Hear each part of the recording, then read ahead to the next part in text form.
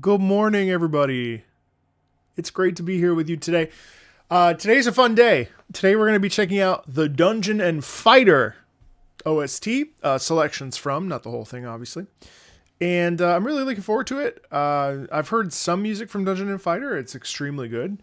Really, really fun stuff. A lot of interesting stuff. I wanted to give a shout out to Jeff for requesting this over on Patreon. I'm really curious to, sit down and listen to more.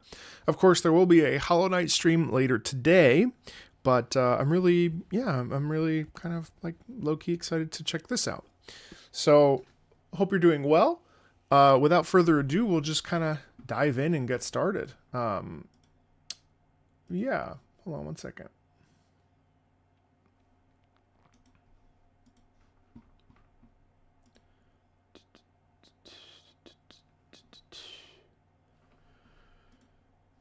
All right. So, Dungeon Fighter Online is a fast-paced 2D side-scrolling action MMO developed by Neeple.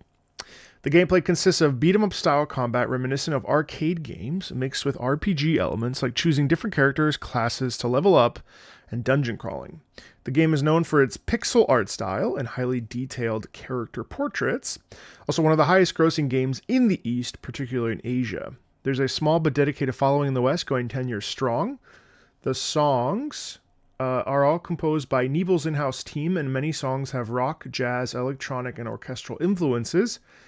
I will apologize ahead of time if some songs just suddenly cut off because they were made to be perfectly loop in game. That makes sense. Also, me and my partner put this playlist together since there are over 500 songs. Holy hell. We had to pick a few from across them all, and the playlist is meant to be listened to in order since some songs are meant to be listened to consecutively. Awesome. Fun fact, DFO in Korea, Dungeon & Fighter, just celebrated its 20th anniversary on August 10th. The songs Throne of Chaos and Bakal, the Cruel King of Dragons, will not be included in this playlist due to be treated. Yes, correct. And other Patreon live streams. Okay, so we've got some gameplay that we'll be able to watch when it's time.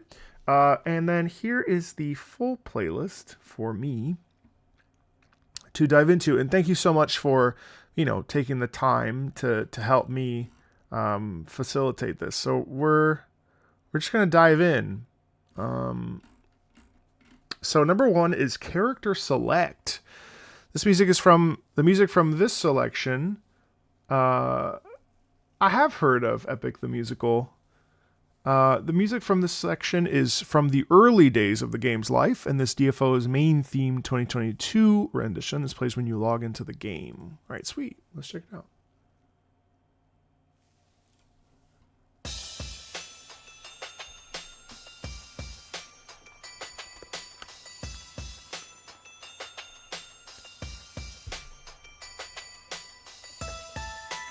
Okay.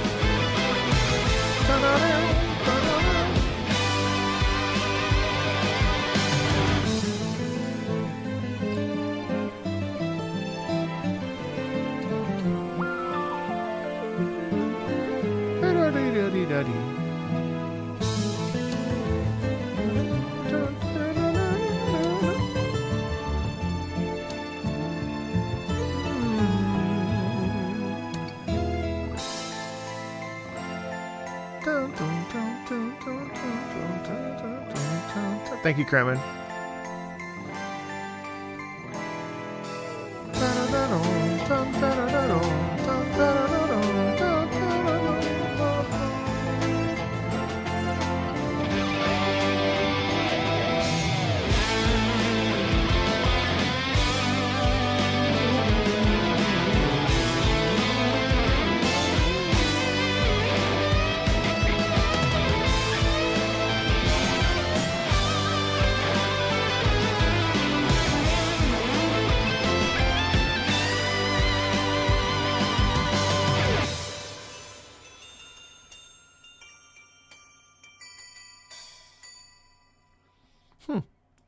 That's cool. No, both chats are kind of quiet this morning. I like this. Okay.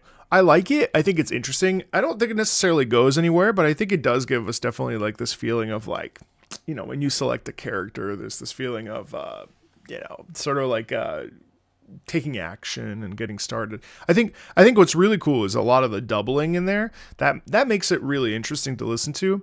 I think that the beginning though, the twinkling, that sounds, it goes on a little bit too long, and I don't know. There's a quality in it that feels very sparse, almost like it's like too disjointed. I definitely don't really care for the beginning half and the back half. But then when we actually spin into hey Viper, that to me is really neat. Yeah, that's cool. Shallow Keep Boss, one of the iconic songs of DFO, the boss theme of Shallow Keep, and one of the BGM for PvP. Word. Okay. Let's check it out.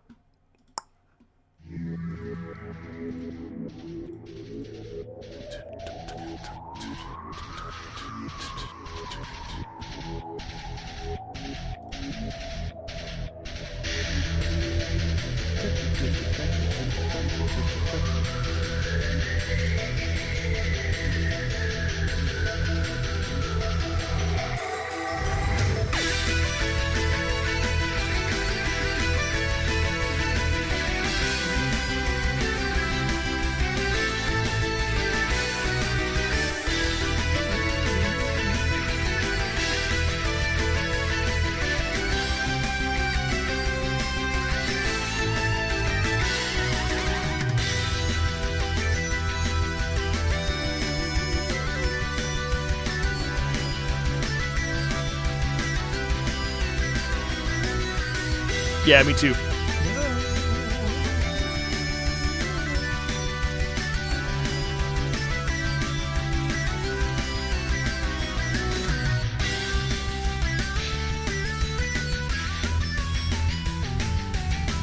What's up?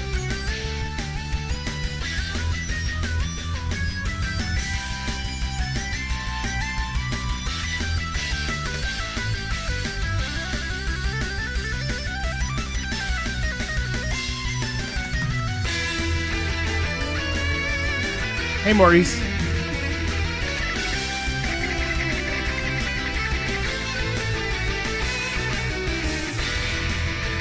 Just pop over to YouTube.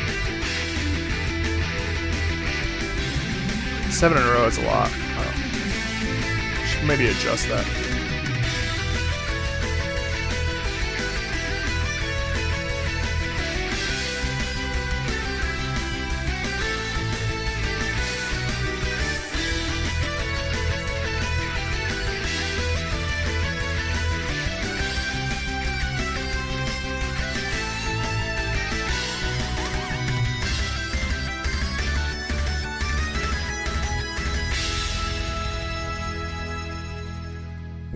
Nice. That's nice. It's nothing crazy. I mean, I feel like it's pretty repetitive. I did like that the upper register of the guitars, that was where we kind of leaned into, which I thought was really nice. I think it gives it a sort of like immediacy that's really enjoyable. I really like that it's in the upper register because it feels more like there's a higher degree of tension in that. It wasn't crazy to me, nothing wild there, but I liked it. This is Final Pursuit, another iconic song of DFO. This song was used in many of the original trailers for the game, as well as the main theme of the dungeon Final Pursuit. All right, cool. Let's check it out. But because that repeats so many times, you actually get tons of earworms. Like I'm already singing it. Whoa.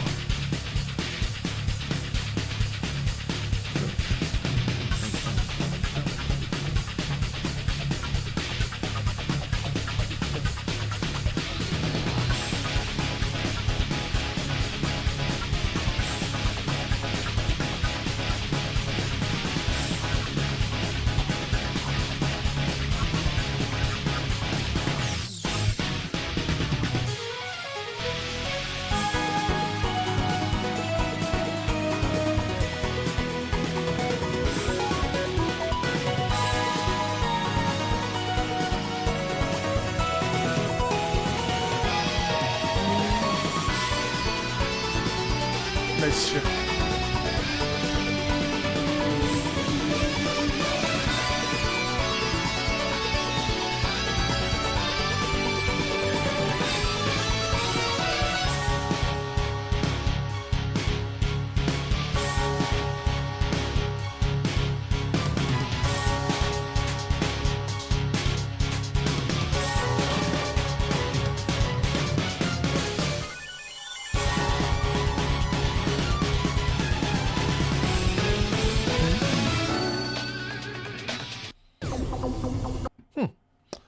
Interesting.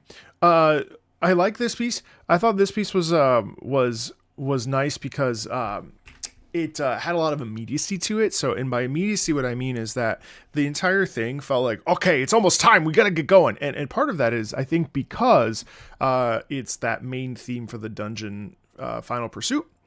And because it's used in a lot of the trailers, so it has a sense of propulsion in it that's really like, okay, it's time to get started. We got to get moving.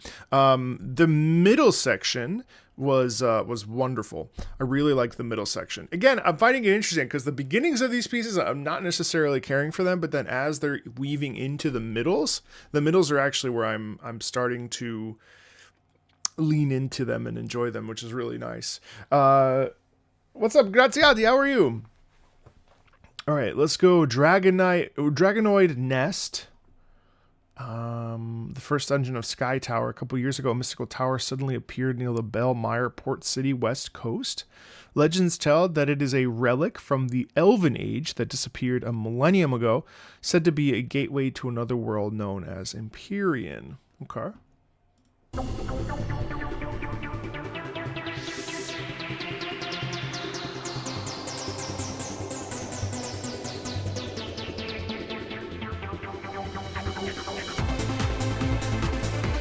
It's probably because I'm Italian.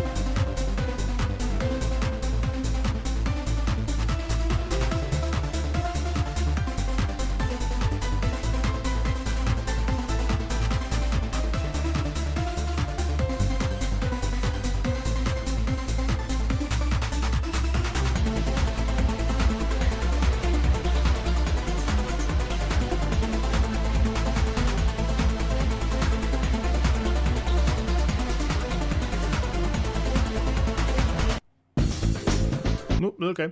Yeah, so obviously the endings are weird because they transition into the loops.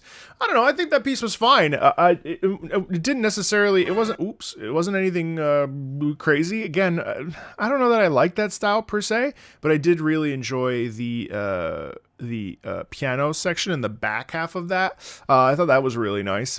Outer Temple Wall, the first dungeon of Behemoth. The adventurers travel the soaring continental whale, Behemoth, to investigate news of another apostle arriving in Arad, the 8th apostle, Gangling Lotus. Okay.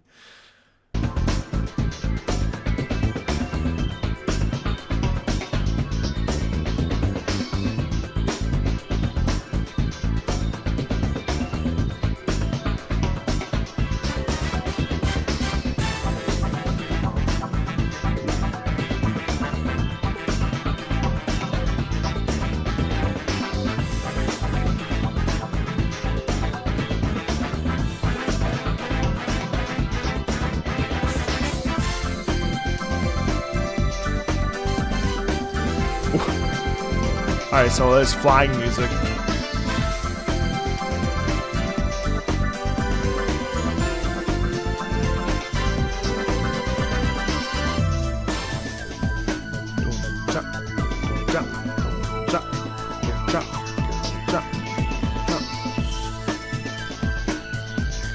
Okay, yeah, you feel the soaring. That's interesting.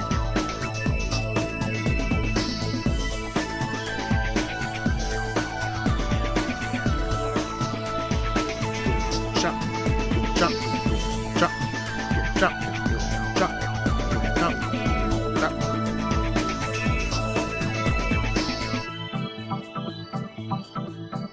Fascinating.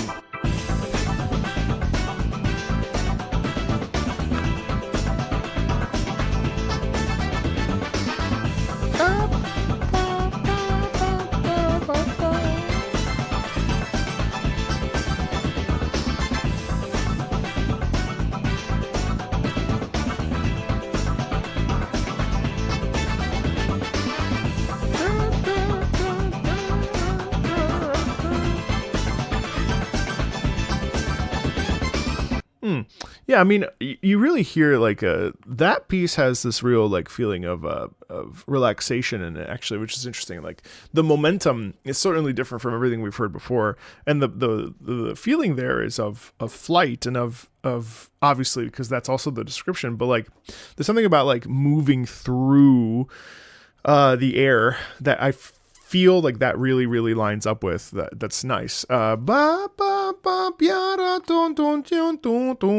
You know, there's kind of this free flowing essence to it, which is enjoyable. I will say all these pieces so far have been fairly simple, and they kind of, there's not necessarily a lot to speak on. So I think what I'll do is, if there's something that really speaks to me, I'll bring it up. That's what I'll do. Because I mean, I have heard the other pieces like Ozma, the Ozma raid, and then the other one, Bakal. Those I felt like I had a lot to say. These are nice, but they're also a little short, so it's hard to really lock into them because of that loop. Let's go to the 4th dungeon of Behemoth then. I want to hear how this is different.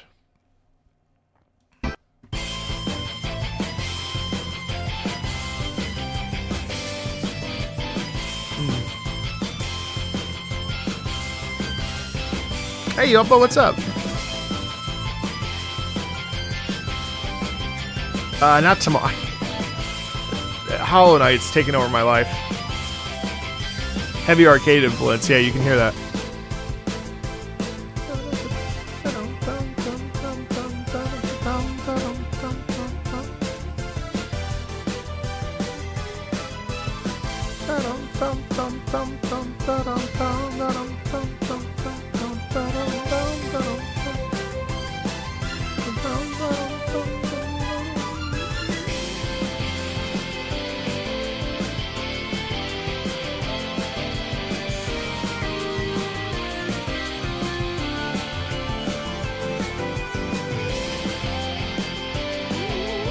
Oh, I like that upper guitar.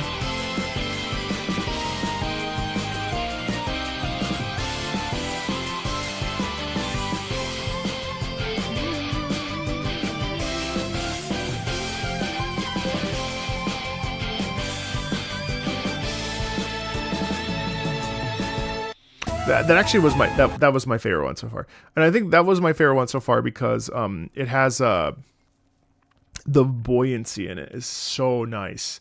Yeah, well, it certainly feels very Nintendo, but also on top of that, I think like it had the most effervescence and the most like bubbling, and also I felt like the melody there really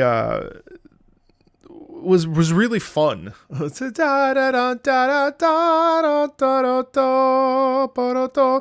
that's really like they had that driving force of momentum, of energy, of like, come on, we can do this, man, let's rally. And I love that feeling of unifying a group around a common cause sound. Now again, also when I say simple, I don't mean bad. Simple and bad are not the same thing. They're not equally exchanged. So when I say simple, I mean literally it's simple. Like there's nothing complex harmonically or, you know, structurally. It's kind of looping within itself. Like these are not problems. They're just things that I noticed. So in some cases, the simpler piece, the less there is to sometimes talk about from my perspective, just because it is what it is. It does its thing. And that's not to say that it's bad. So I just want to make it abundantly clear that when I say something is simple, I think sometimes simplicity can be labeled as a pejorative. I don't intend it that way. But it's fun. Okay, Hamline. Brave and skilled adventurers are dispatched to investigate an epidemic in the heart of North Mire. However, to reach there, one must traverse through Hamlin, but beware, those who venture to this place will fall victim to the Mad Piper's alluring spell.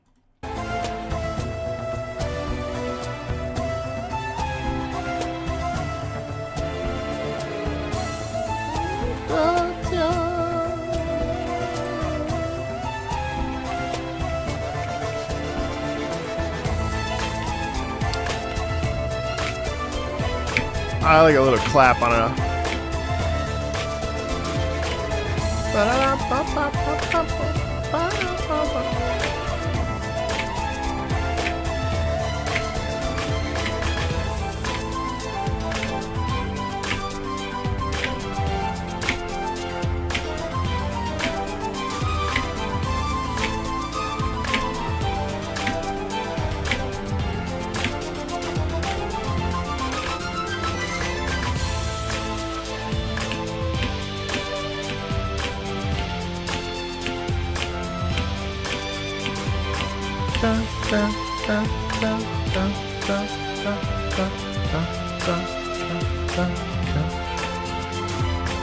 I like the danger in that. I like the fluidity in that too. I like that piece a lot. That really had a bit of gusto in it, didn't it? It felt really like, ooh, you better watch out. But there's this real like flowing quality to it. I like that a lot. That was really nice. I felt that it had this sort of almost sensual ensnaring in it that I really enjoyed. I like that. I really like that. I think I like that more than Silver Knight, actually.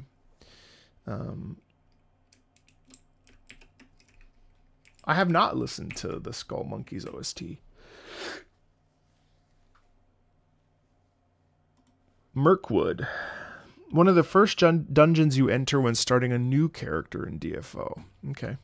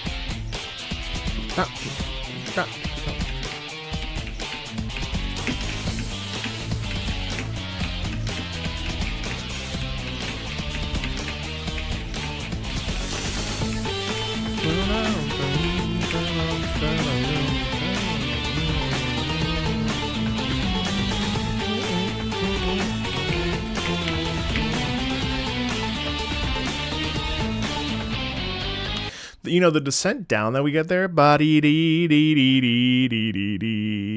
descent down is really interesting because that's the showcasing of danger.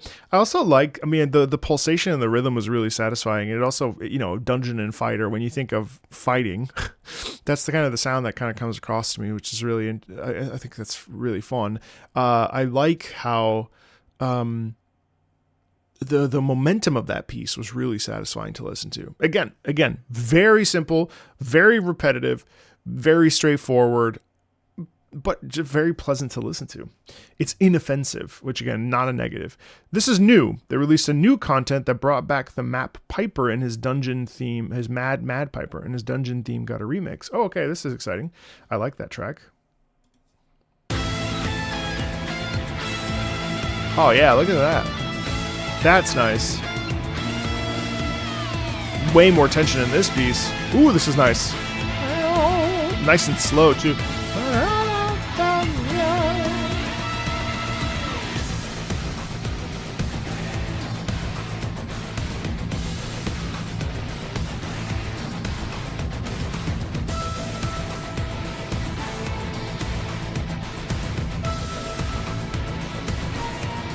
I don't, Yopa. Just due to time. Hola. Bow, bow, bow, bow.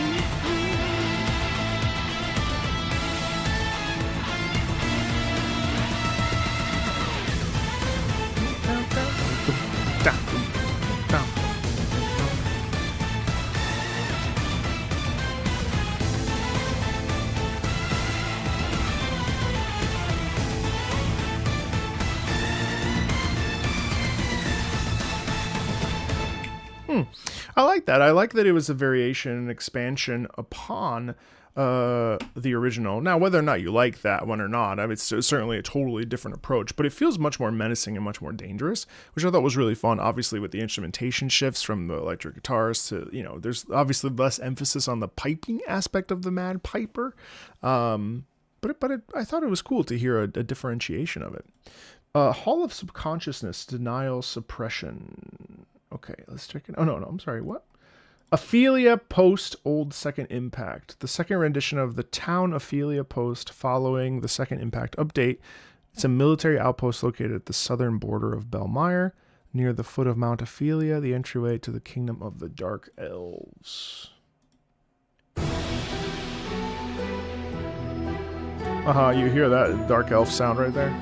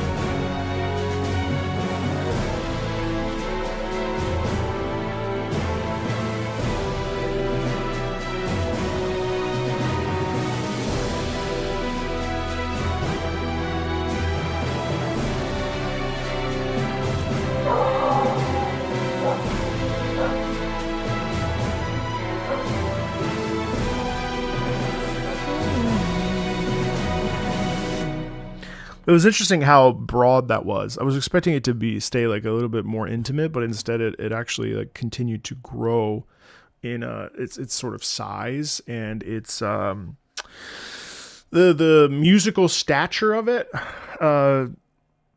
Also some dissonance in there was really interesting as well. All right, let's check out Hall of Subconsciousness, Denial, Suppression. Ooh, that's nice.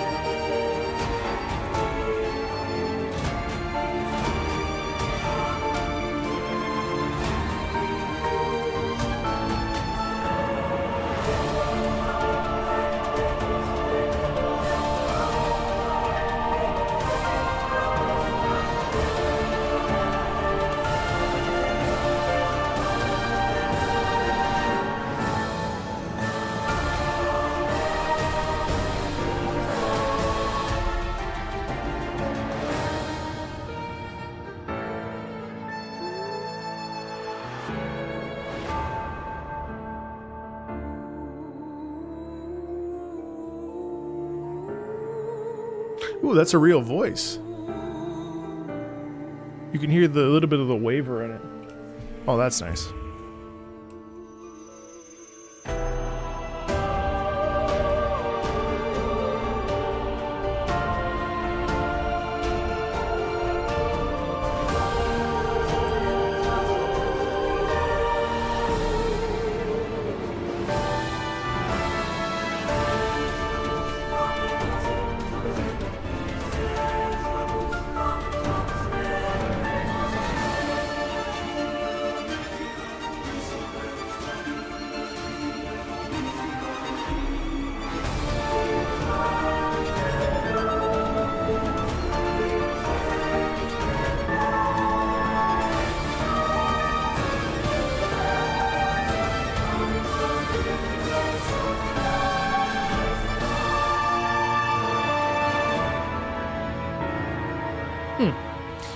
I like how it was sort of like this infernal dance with death, which was really a fun sound, right? Because there was a lot of spinning, a lot of flitting, a lot of flowing, and sort of mixing and matching and separating and reconnecting, and the whole thing was very, very flowing, which was really nice.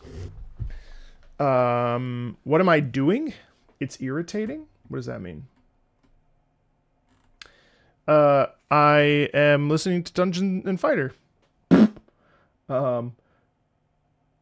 There are many tracks we'll be here for about 3 hours. We're just listening through selections of Dungeon and Fighter. Thanks to one of my patron members, Jeff. This boss is a shapeshifter. Oh, that makes sense. Yeah, you can hear that. You can hear the sort of flowing in between, like almost mixing and matching, and yeah, nice. True Hall of Consciousness. Sirocco raid boss theme. The final boss theme of the fifth apostle Sirocco, the intangible. Yeah, she's an energy-hungry amorphous entity and the former queen of Galabadon, the world of change. All right, let's check it out. That's the one we just listened to. Hold on.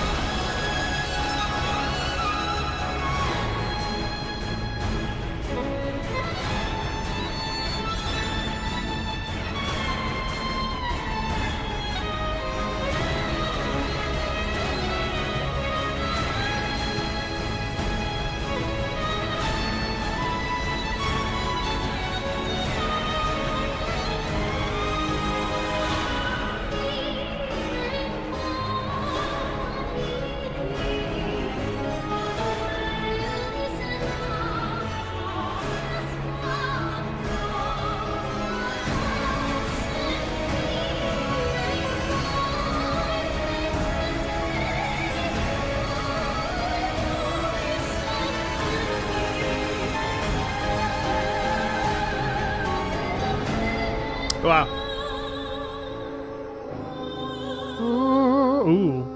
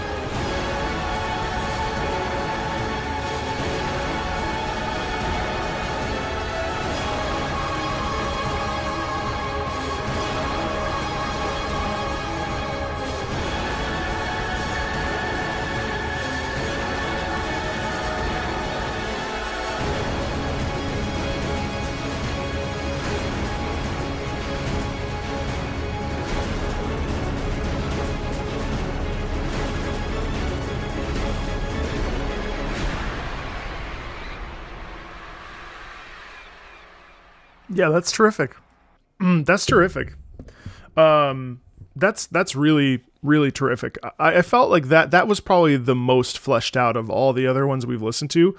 Definitely my favorite, for a couple different reasons. One being the vocals, of course, both from the mezzo and from the very pressed soprano that starts kind of nasal and pushed, and then expands into itself and kind of opens up the sound and goes higher and higher. What I found also really interesting was there was a very tremendous quality of danger in that sound. Obviously, it's a final boss of a raid. I understand that, but even more so, like you get the characterization here of a character that's really, really, really hell-bent on securing a future, or someone that refuses to be stopped, and their purpose is their own, and they are committed to finishing what they've started. And so you get this feeling of this kind of like desperation, but it's one of anger, and one of rather than like, I have to do this. This is more like, you will not stand in my way. I won't let you stop me. I must do this. There's this real agitation in it. It's terrific. It's terrific. And I thought that it was very, very fleshed out. Very fleshed out, had a lot of movement in the strings as well, but especially the soprano and the mezzo were really like standouts to me. I really enjoyed that piece. Flawless Death Visima. Visima is one of the Death Sentinels, elite beings who guard the Temple of Death and uphold the concept of flawless sacrifice. She embodies cold order and perfection, choosing to suppress all emotion to fulfill her role. All right, let's check it out.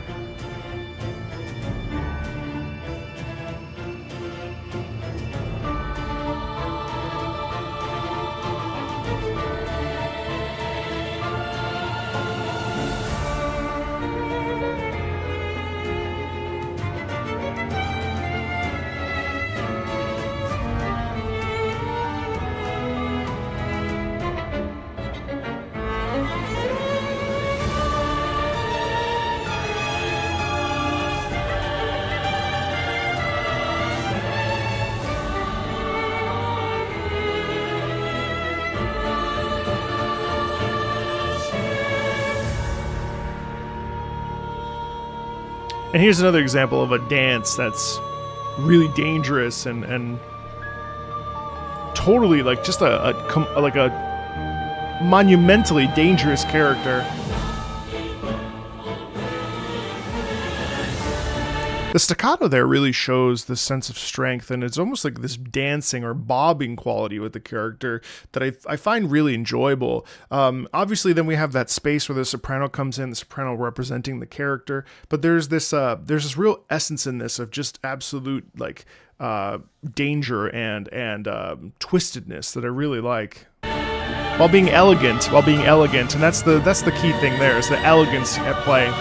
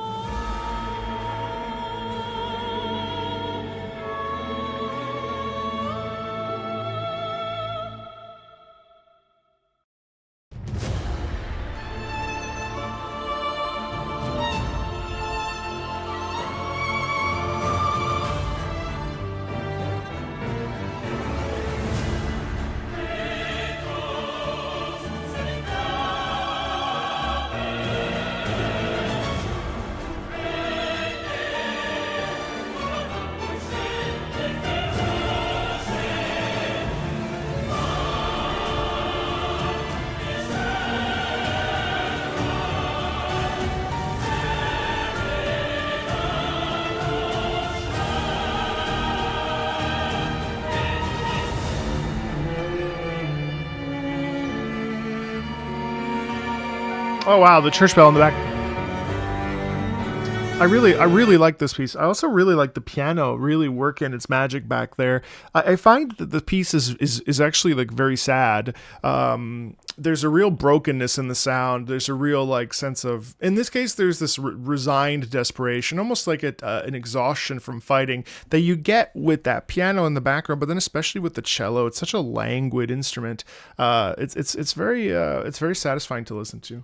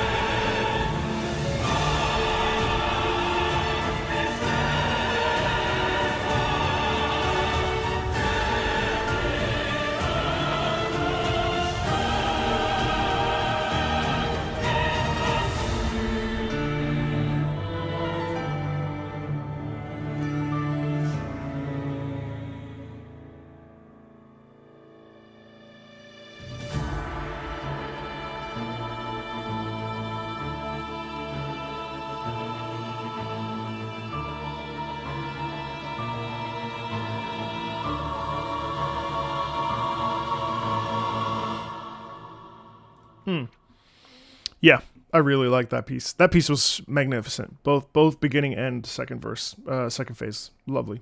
Perfect. Really exceptional good stuff.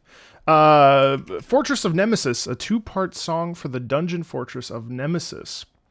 The Sanctum of Usir, the God of Death. First part dungeon theme, second part boss theme, the theme of Midnight Black. Okay.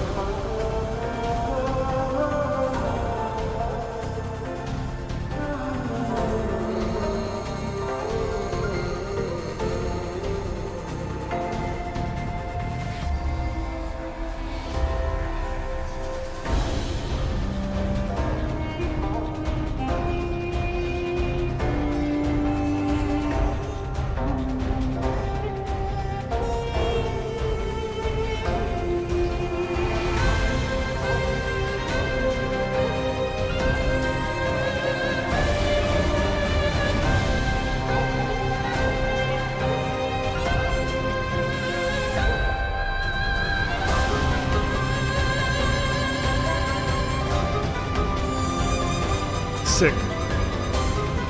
Hey, nice guy.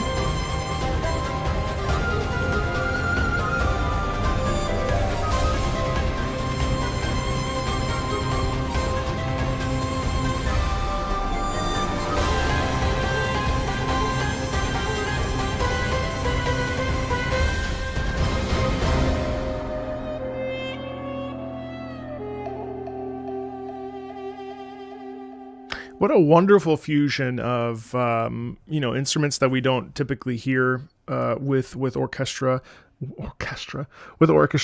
and this beautiful blend of sort of I don't want to say Middle Eastern aesthetics, but this aesthetic of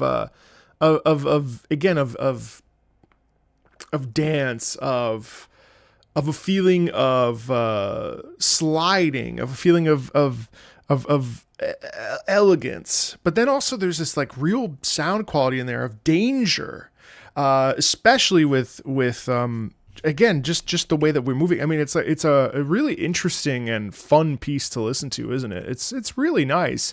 That's also another very good one. Altar of Truth, the final song of the Oculus dungeon and boss theme of Prophet Ezra. The adventurers race against the clock as the Grim Seekers prepare a ritual to resurrect the apostle Sirocco, the first apostle transferred to Arad, who plagued the continent over a decade ago. Okay. These descriptions are kind of funny. They're written really well, but it's like it doesn't mean anything to me, so I'm reading it and the names is all just very kind of pleasant. This is live. It's a real orchestra.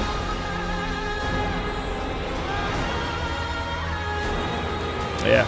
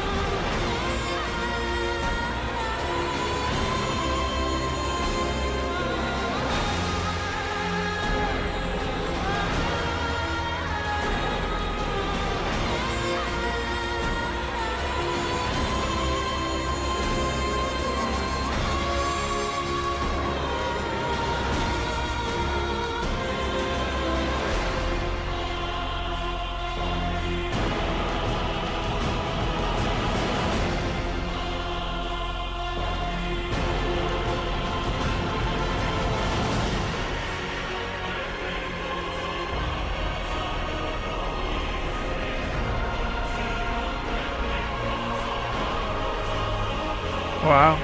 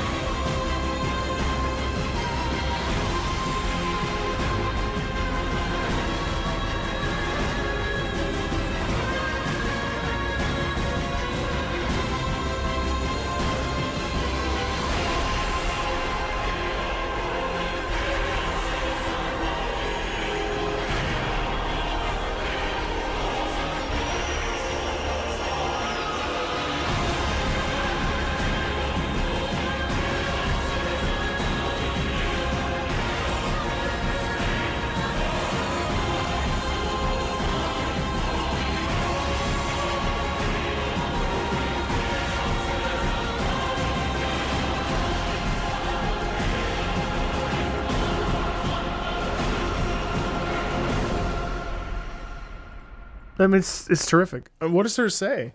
That's terrific. You know, It's funny. Someone was talking about Rogan was saying that that could be in a Souls game, and it really could. And frankly, it's probably as good as a Souls game piece. And honestly, not every Souls piece is terrific.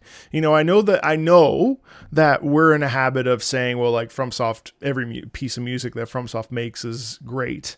But like, I would rather listen to this any day of the week than listen to Vort of the Boreal Valley. I don't like that piece. So I mean, like a piece like this has depth, emotion, the love, the singing in it, the expression, the release. I mean, it's a terrific piece of music. You know, and I'm not saying one or the other should be compared, but it's just, it could, a lot of these tracks could be in a Souls game, and obviously with Kazan they are, but it's very impressive music. Again, I mean, I don't have like deep thoughts on it, but I just think it's really well done. Black Ocean, Anton Raid medley, the orchestra arrangement of Anton Raid DFO's first raid that came out 8 years ago. The seventh apostle Anton's sudden transference to the Empyrean plunged the realm into chaos, but with the war with the cartel concluded, the combined forces of the Empyrean army ousted Anton from the power station. Now Anton flees to the sea, but the Empyreans follow in hot pursuit, determined to put an end to his treachery. Okay. Oh, this is even... Oh, cool. Okay.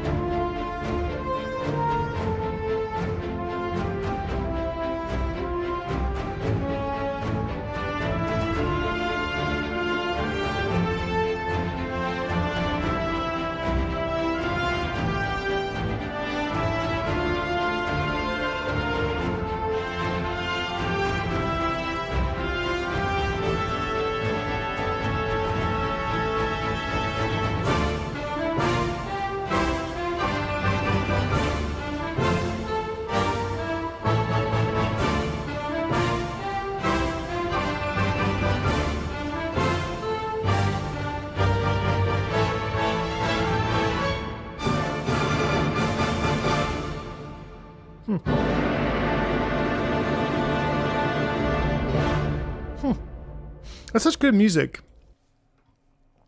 It's such good music. It's really well done. I mean, this is just like really well written music, and it's kind of a shame that like not very many people are aware of it. It's really well written, and it's made with integrity. You know what I mean? I think what does complex even mean? You know, I mean that one felt enjoyable to me, and it felt like there was some really nice harmony and movement, and you know, felt like it was very intentional in what it wanted to say. I thought it was really cool to see it being performed by an orchestra, and I think ultimately music is music, and whether that or Mozart or whatever, like it's still, you know, it still delivers on a message and a purpose, and yeah, it takes us on a journey. I thought that was really nice. Leschwin, once a thriving village in North Meyer, now known as the Village of Pain, it lay in ruin due to the sudden metastasis of the sixth apostle, Deleuze, the living manifestation of 10,000 diseases. Oh shit, okay.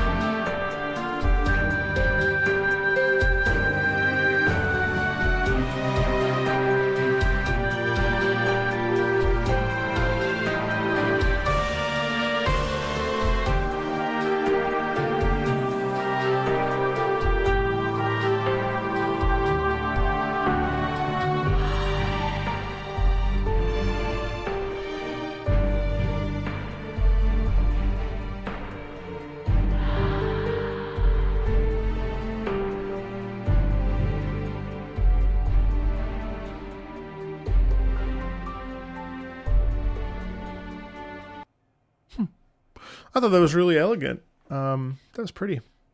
Sewer, formerly the subterranean slums of the Principality of Bellmeyer, and now serves as a refuge following the aftermath of the cataclysm known as the Great Metastasis.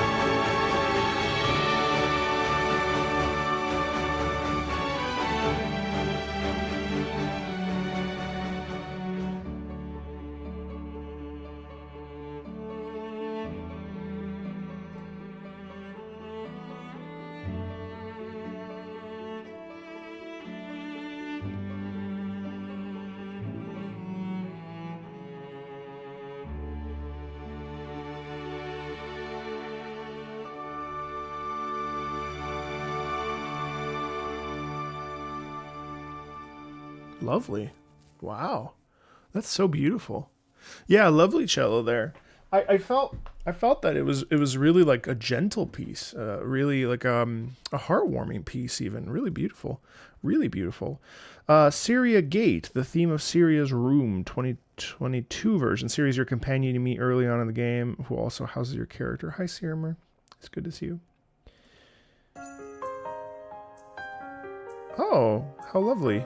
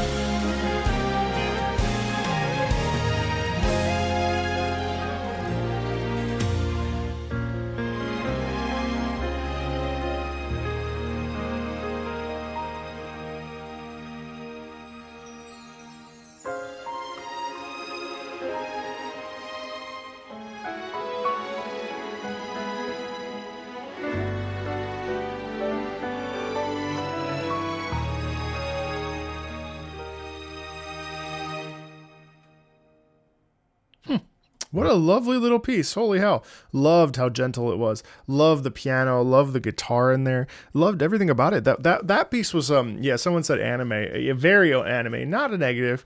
I definitely think it has that real sense of like that Ghibli warmth to it, and this feeling of like, everything's going to be okay. Like, I'm here for you. I'm ready to, there's a gentleness in it that is really, really lovely. Really lovely. Elvengard, the original 2005 rendition of, and second Impact Update rendition of the small forest settlement of Elvengard. Okay.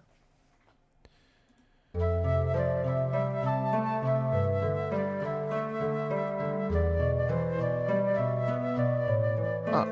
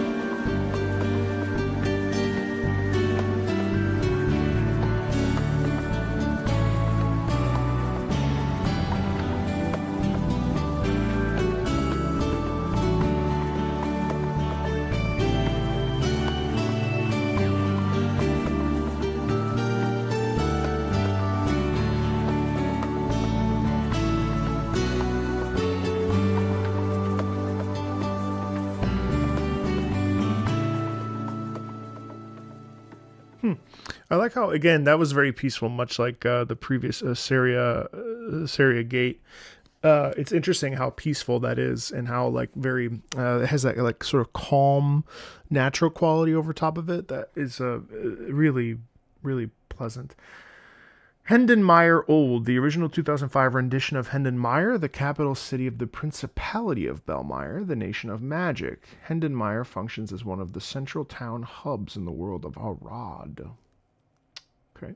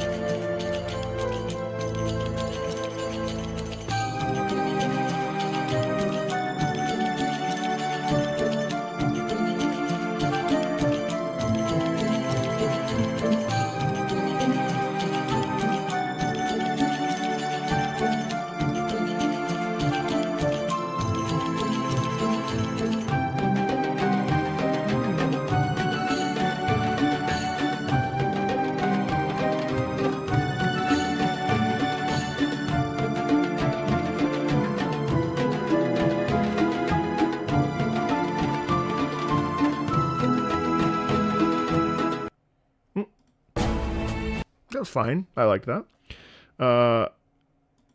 Second rendition of Helen Meyer released during the second Impact update. Okay.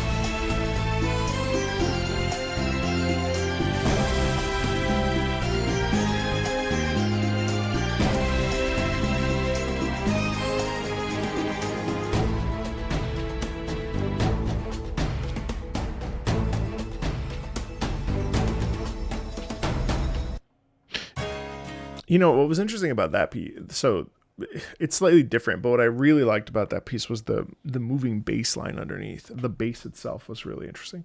Lufthafen,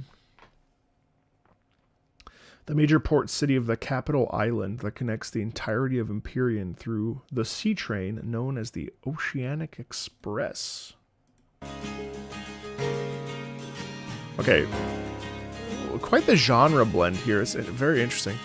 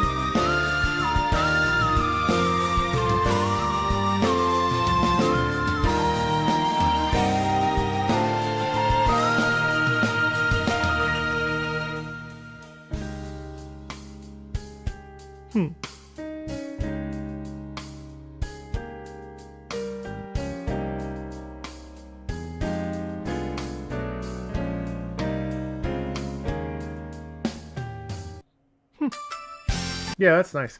Again, really interesting to hear this sort of like very chill guitar. I mean, I don't know. It's simple, but it's like just really like pleasant to listen to.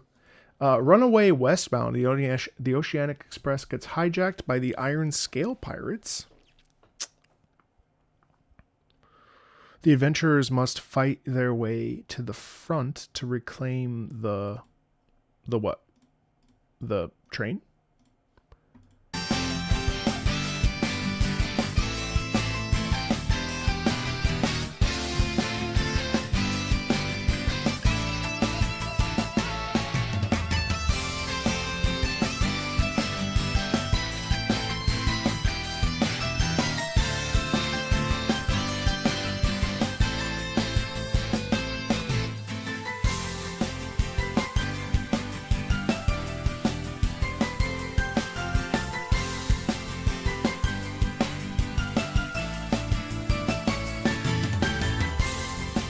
Da-da-da.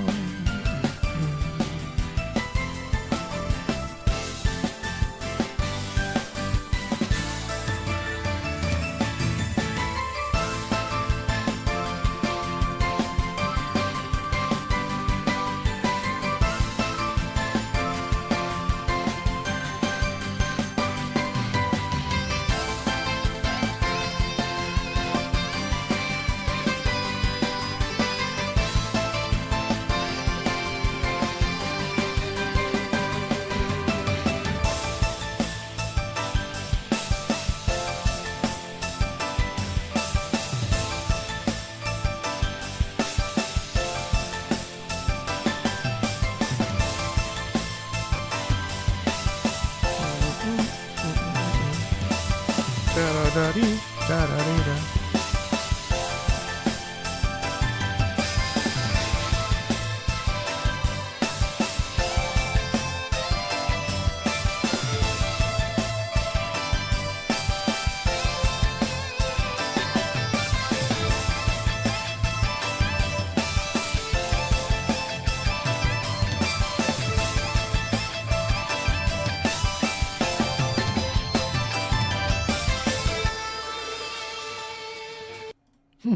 You know, that's funny. I didn't expect that at all. There's such a bright, effervescent sound there. Really, really like that. Even though like the stakes feel really high and very serious, there's this this real pleasantness about it. I really liked that piece. Really fun. Nothing to Lose, male gunner theme. Okay.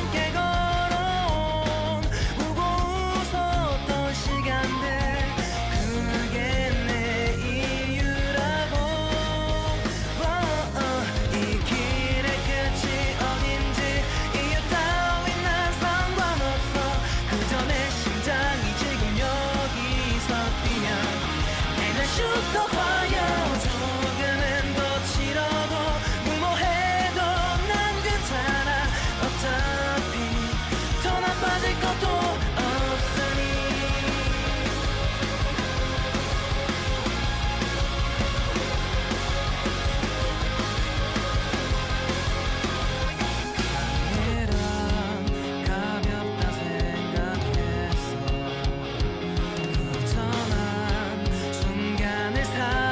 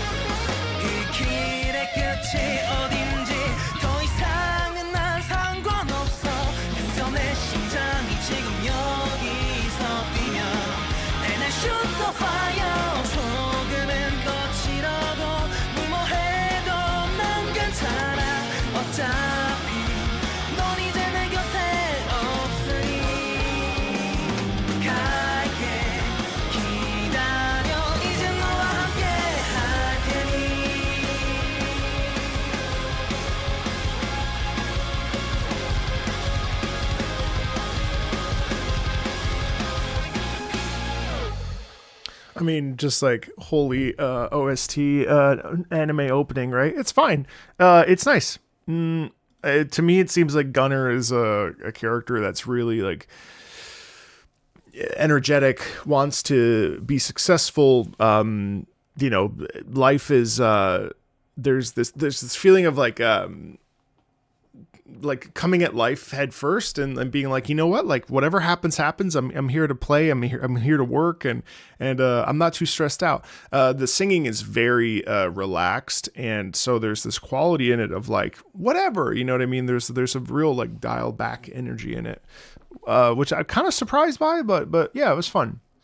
Also, just for the sake of time, I'm probably gonna talk considerably less, just because we have a lot of tracks to get to, and we're not halfway yet. So I'm gonna kind of just muzzle myself slightly.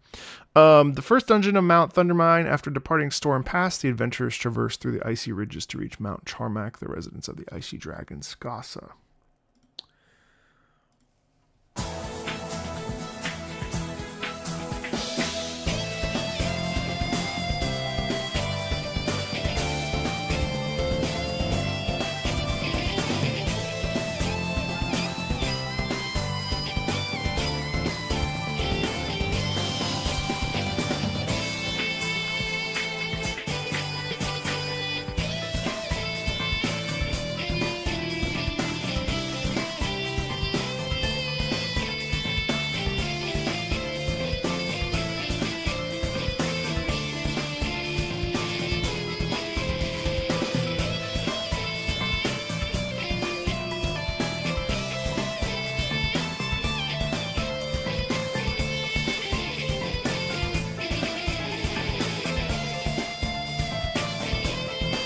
No, I didn't finish Hollow Knight yet.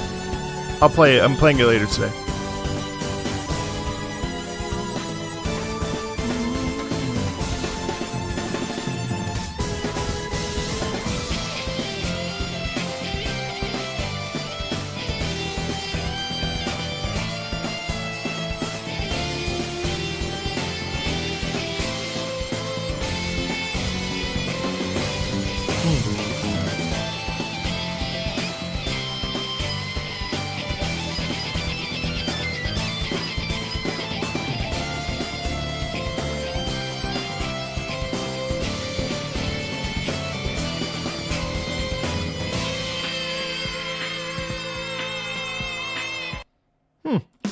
Actually, I think of all the tracks that we've listened to with electric guitar, that was probably my favorite lick.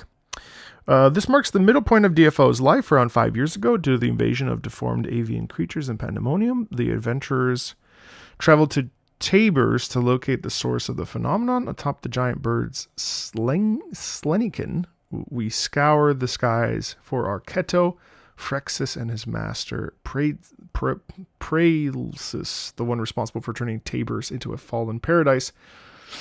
A remix of the song was used for DNF Duel's opening theme. And then we have like 4 pieces that are, I think, within this.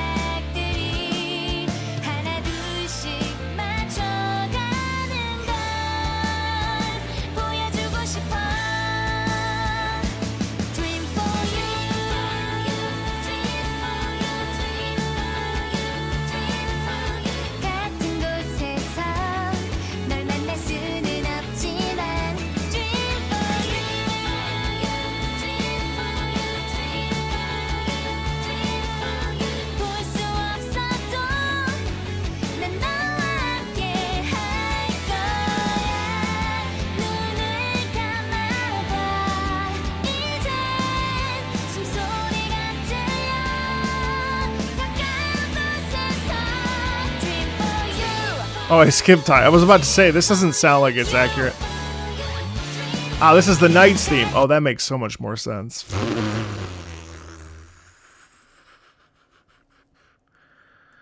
No, I didn't skip 4 areas. This is what I've been given. Sorry, let's go back to Tabor's. My bad. That piece was fine. Sorry. Oh, I had this procced, and then I pushed next and next.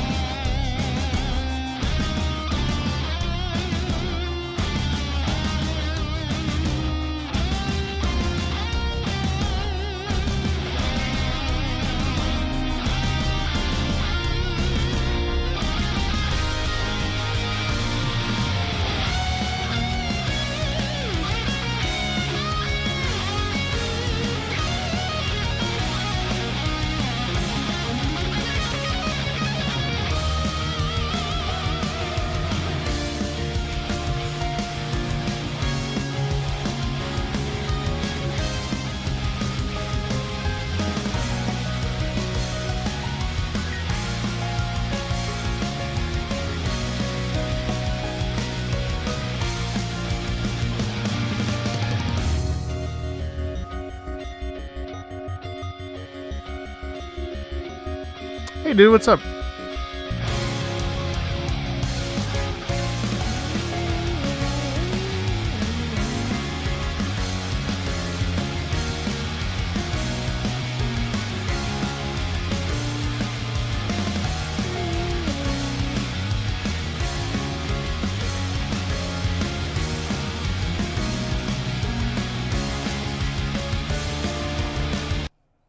Fun. All right, we already listened to Dream for You. I don't think the ending there was going anywhere too crazy, so I'll skip that. New BF6 trailer. Ooh. All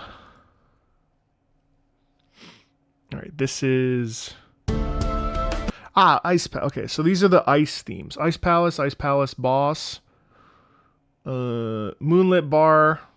Oh yeah, okay, so it's actually just these two. Sorry.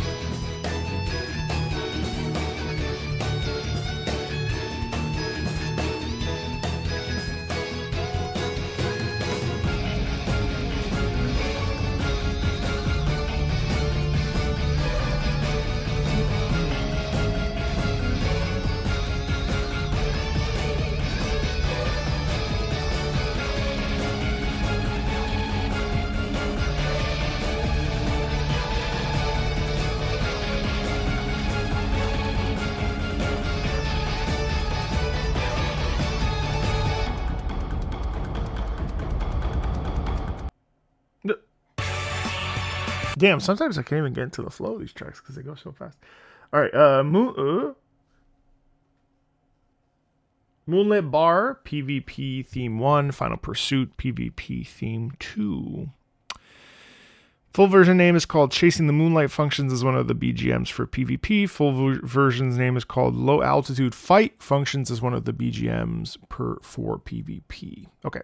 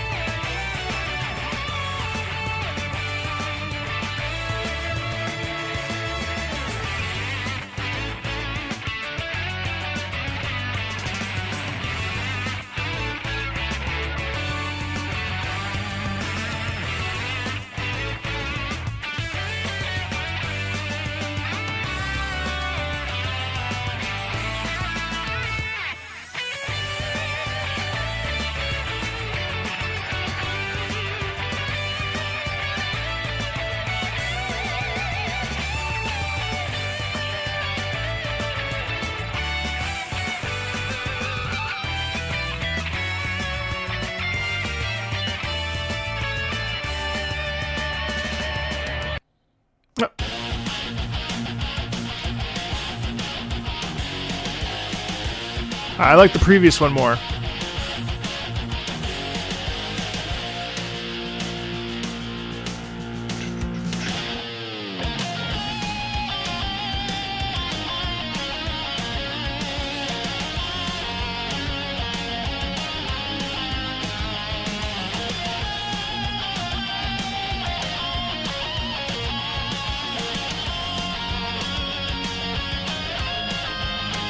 Oh, nice harmony though.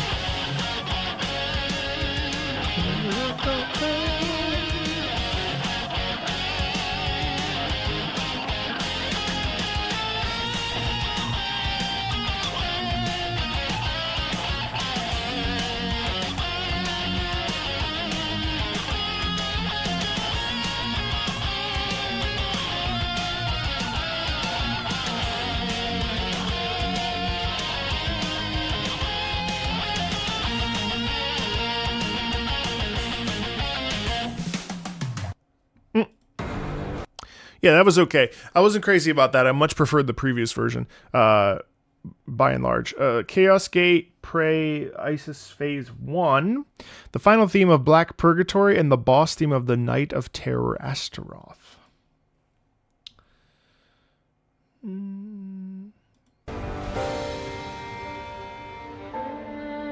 Hi, Marty. I'm so sorry.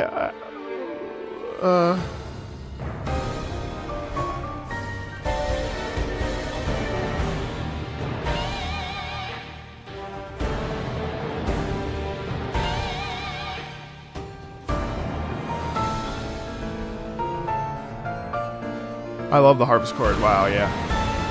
I don't know who you are, but you only recommended songs that are full of fundamentals.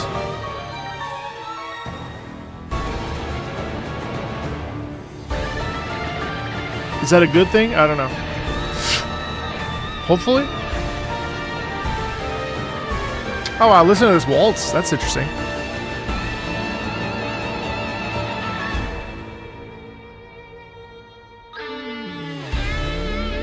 Oh, that's nice.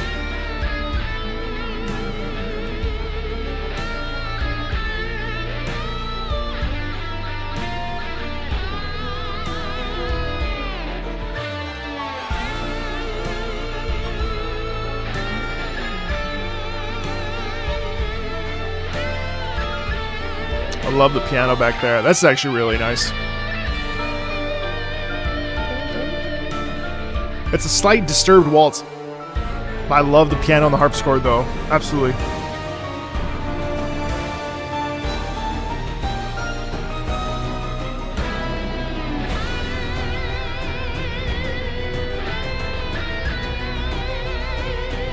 Ooh.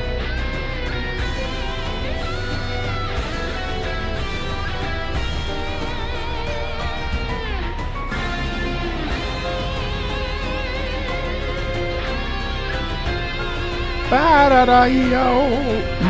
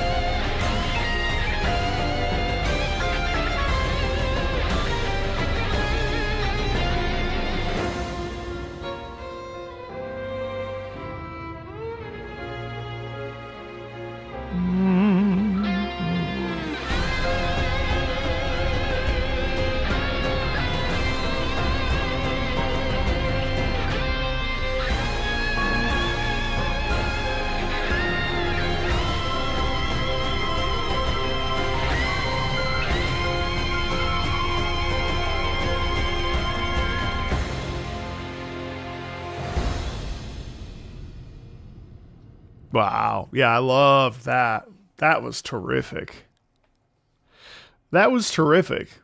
I think that might be my favorite of the day. Out of the 34 tracks I've listened to so far, that was awesome. I loved that. I love the energy of it too. Beautiful stuff.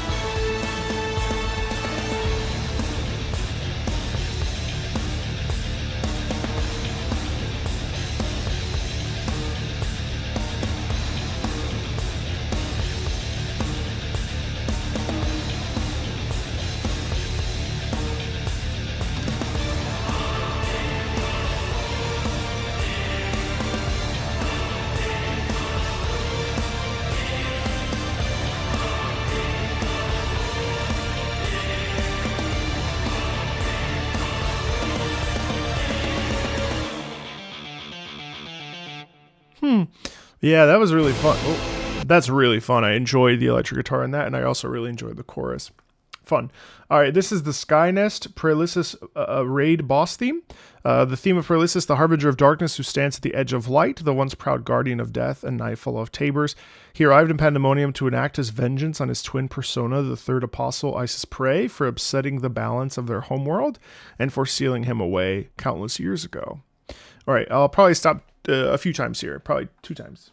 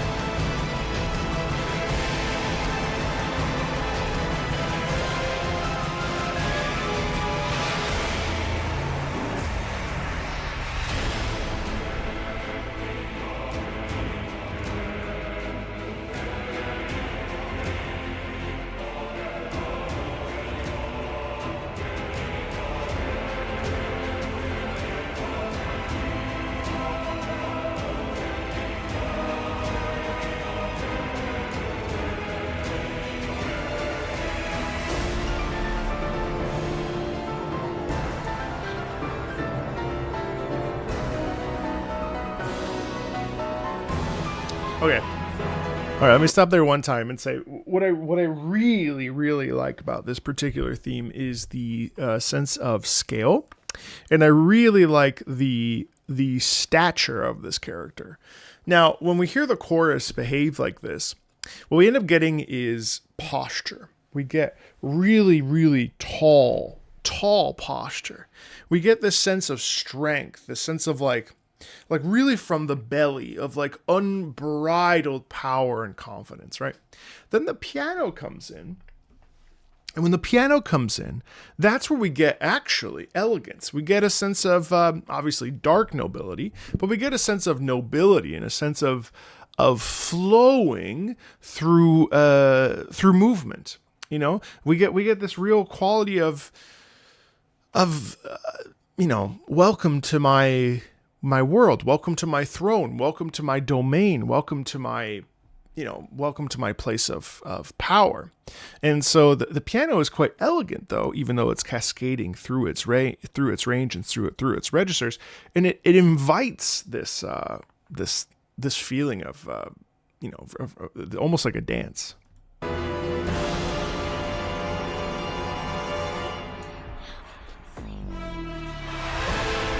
Oh wow.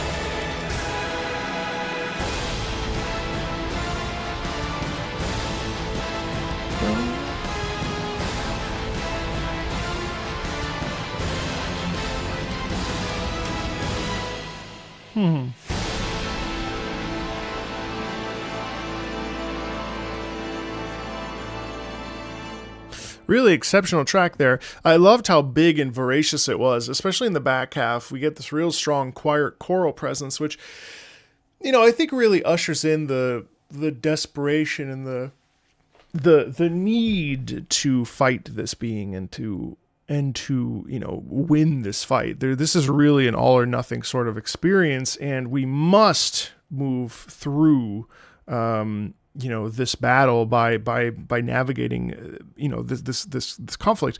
And the chorus is really doubled in its impact, coupled with the percussion. I thought the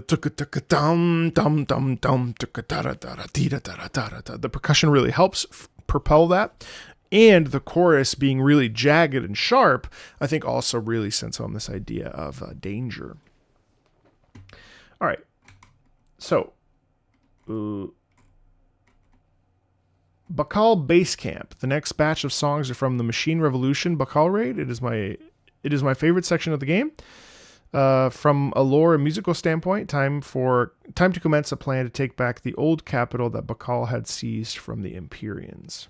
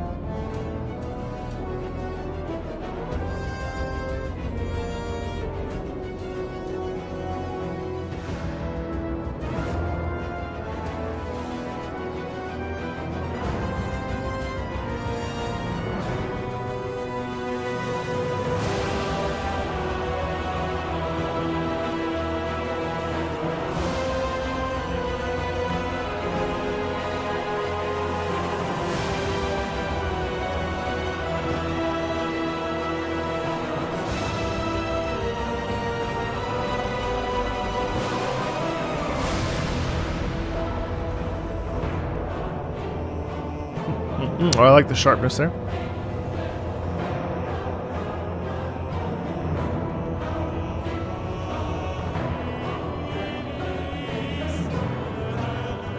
The slight choral background, that's fun.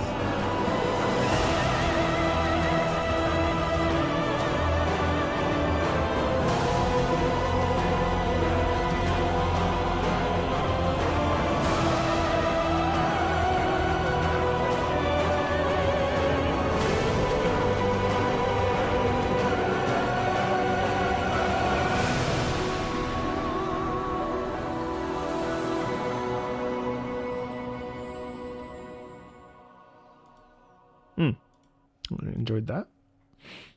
Bakal ready. The fighting has begun. Time to break through waves of dragonkin in order to reach the three great dragons as the first major targets of the operation.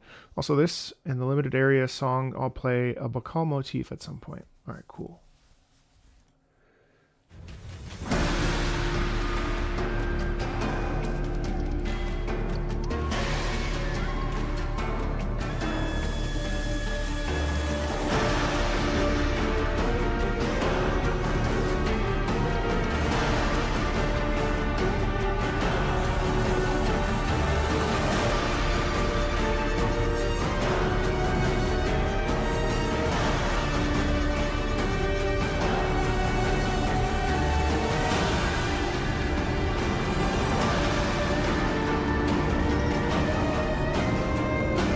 Oh, nice. Arhu, okay, in the background.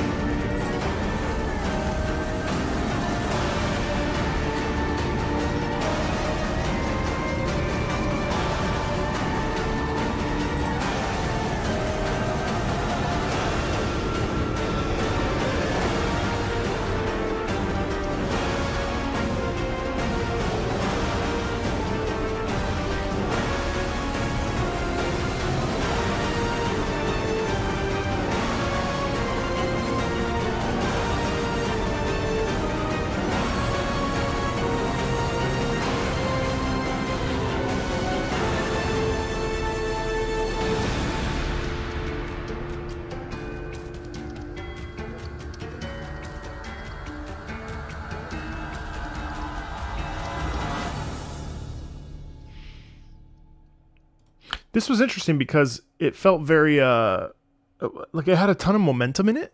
I really like that one. Bakal Battle, song that plays when you run into a named monster on the raid map.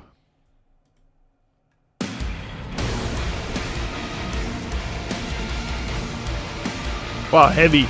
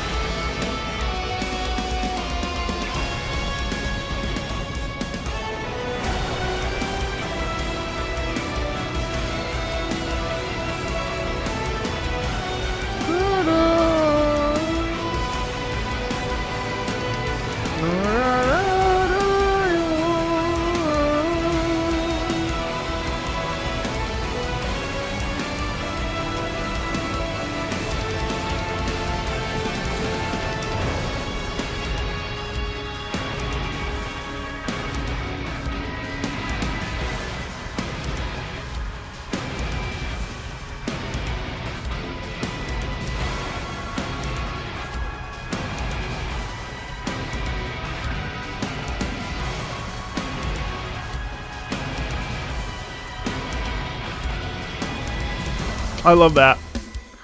In there's boom, ba dum, ba dum. That's really fun. The outskirts of the frozen palace where Skasa resides, the gate is guarded by Gerda of the Ice. Okay.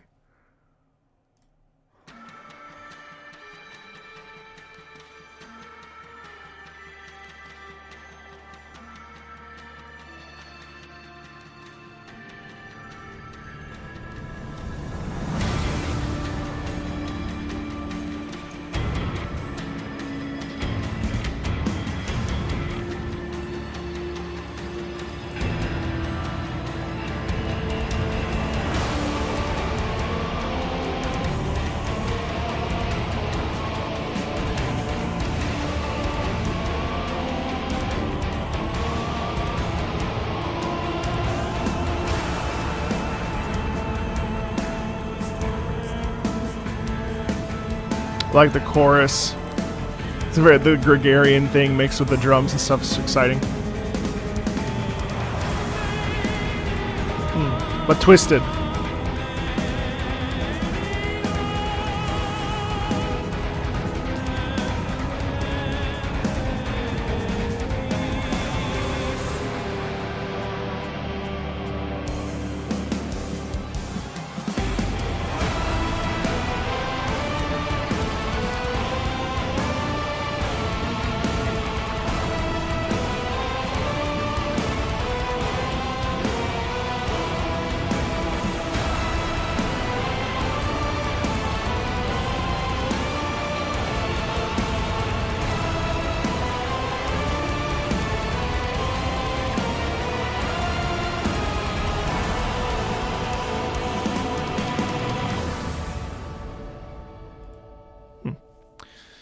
Okay.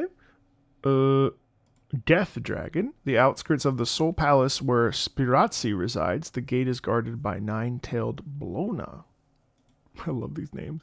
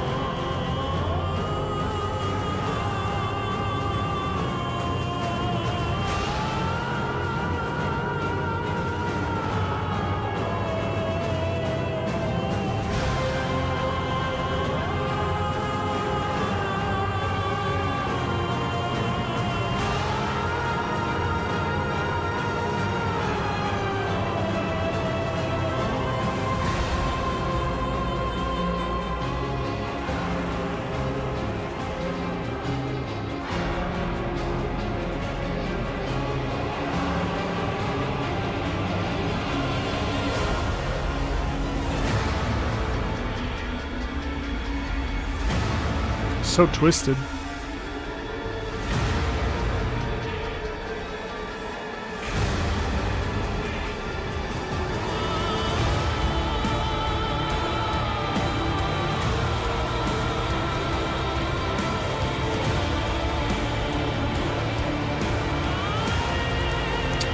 Oh, it's the wrong track again? Sorry, I'm looking at a ton of different tracks here. So, oh, I see. An ice dragon with an aura that can freeze anything in a large radius. My bad. Sorry.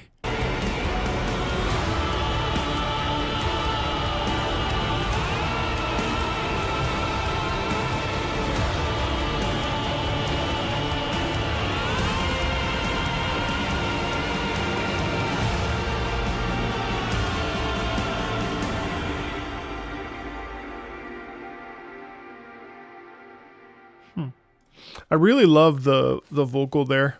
It really causes that feeling of distress and fear and terror of this ice dragon.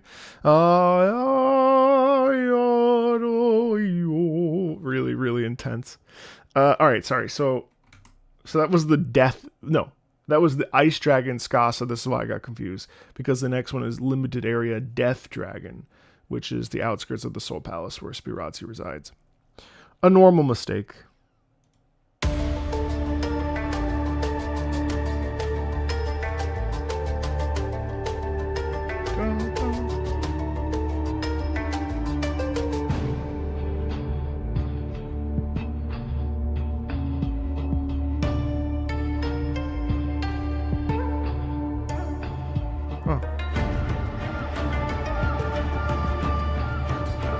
Sounds almost like a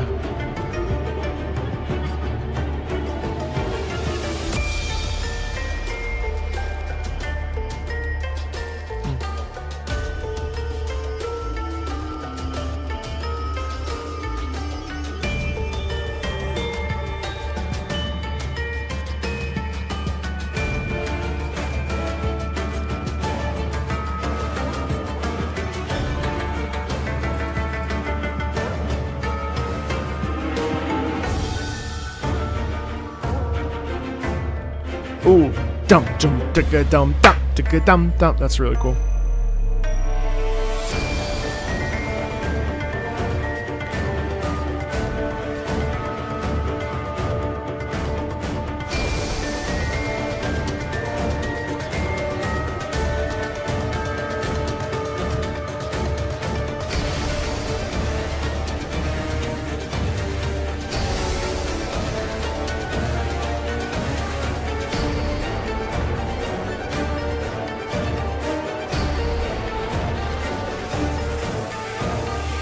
Oh, the slowdown is cool.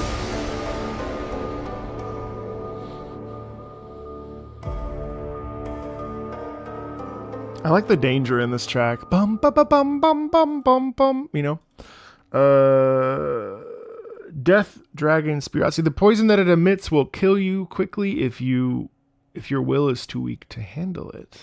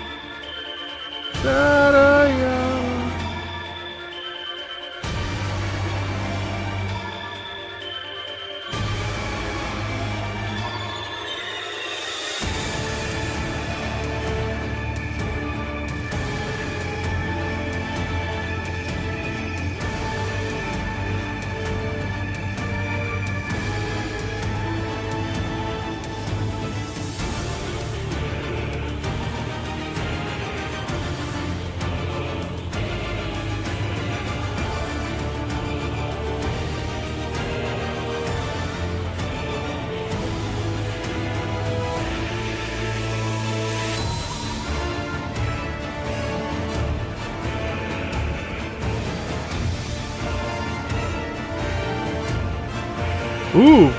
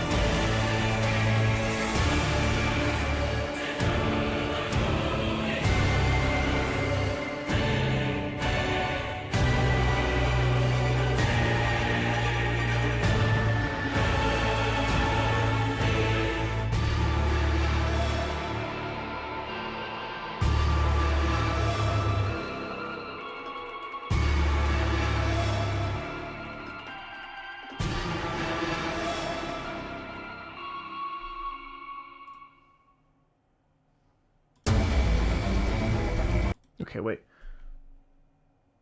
Limited area violet dragon. Okay, another dragon. The outskirts of the destroyed palace where Hismar resides. That gate is guarded by wicked dragon Nympha.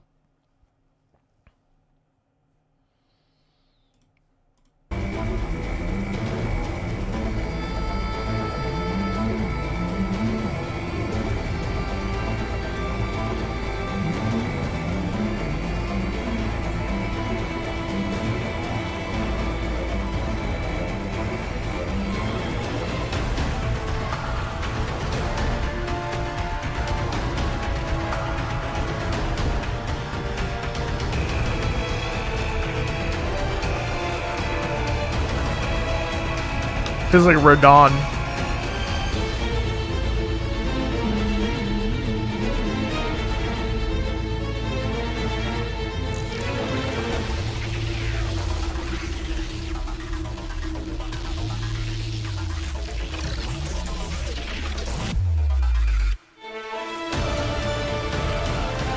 Hey, Momo.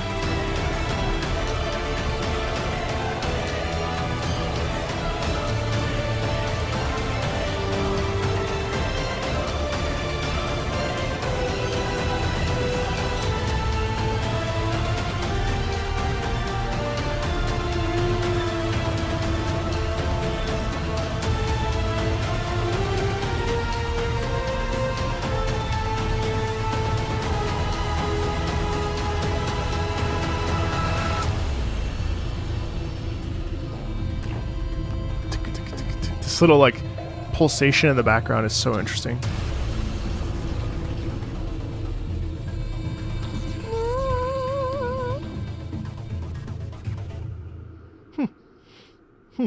So much danger in that track. Hi, Miss Castle. How are you? Good to see you again. Violent Dragon. Oh, no, I already. What? Yeah, no. Violent Dragon Hismar. The theme of the Berserk Dragon Hismar, the Scourge of Pellos from 800 years ago.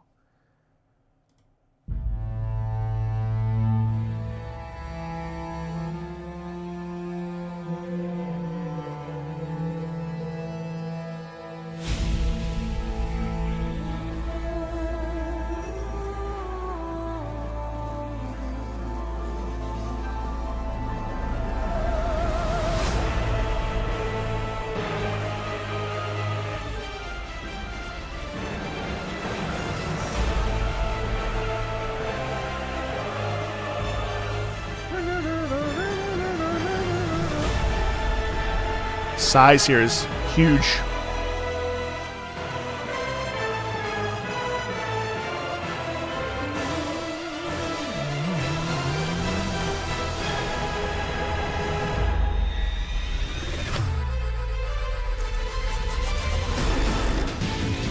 Jeez.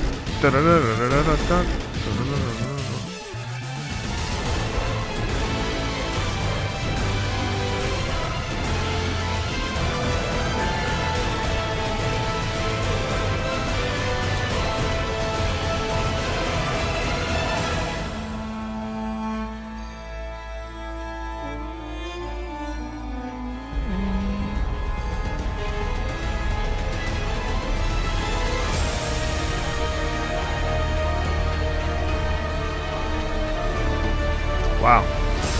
Seismic.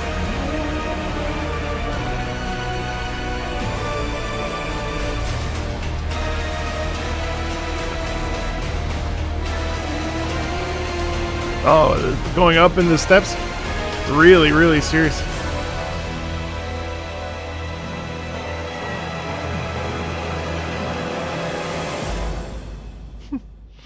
Mental. It's crazy. All right, wait, this is... Oh, Bakal, the Cruel Dragon King Hero, Hard Mode. Hard Mode boss theme for Bakal that plays after he transforms into full dragon form. Okay, cool.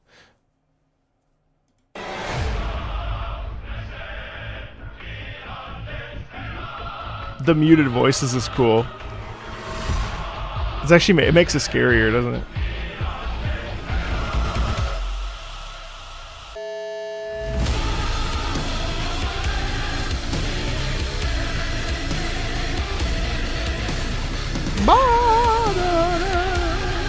Wow, jeez.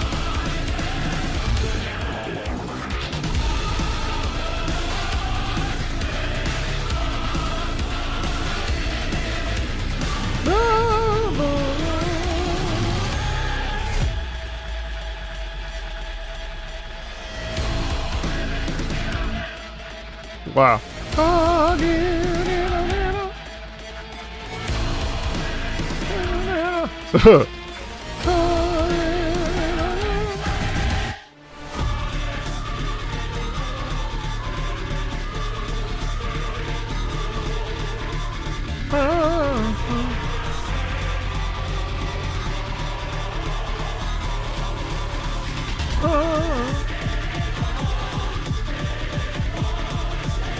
I love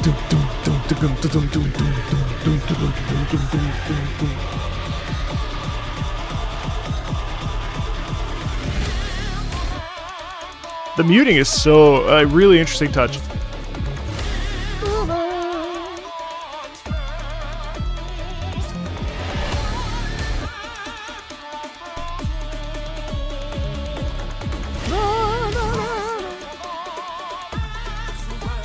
Wow.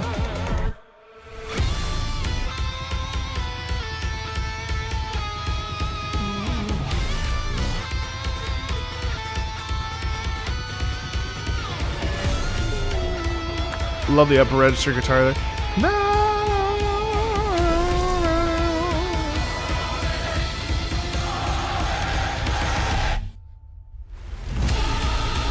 Wow.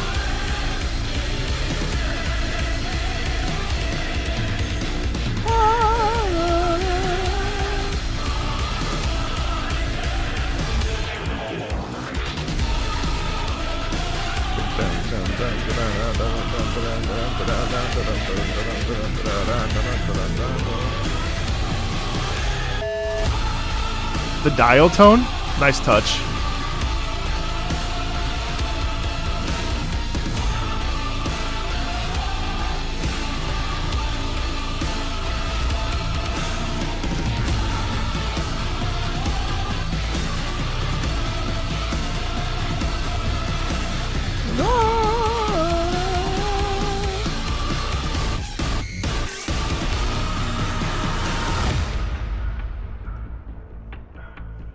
That was so intense. Such a, yeah, that is just like relentless, isn't it? Just non-stop balls to the wall. It kind of hurts the ears after a while, I'm not gonna lie, just because it's constant. I really loved the dial tone. I really loved the muted chorus. It really feels like it's like almost the chorus is flames, you know? And I'm looking at this picture. And it's like the chorus is everything around Bacall, you know? It's intense. Liberation. The machine revolution is over, and the dragons have been defeated. It's time to celebrate victory and honor those who have fallen.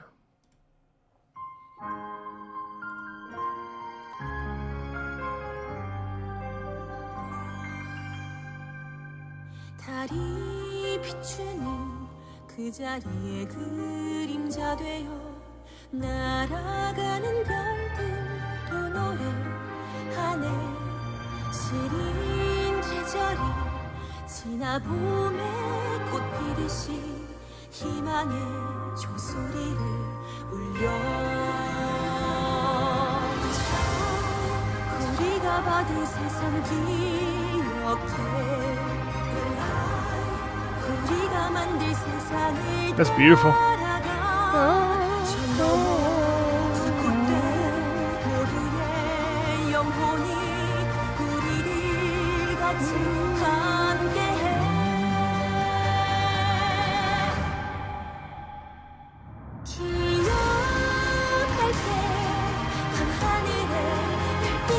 I really like the harmony.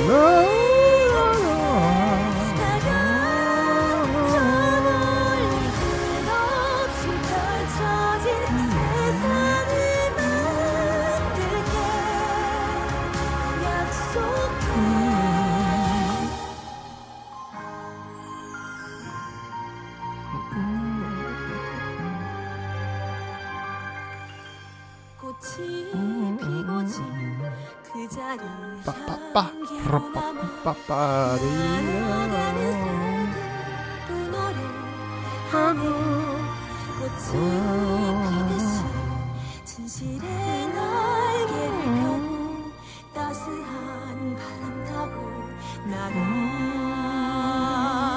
천사들의 노래 빌려 편히 잠이 들 수 있게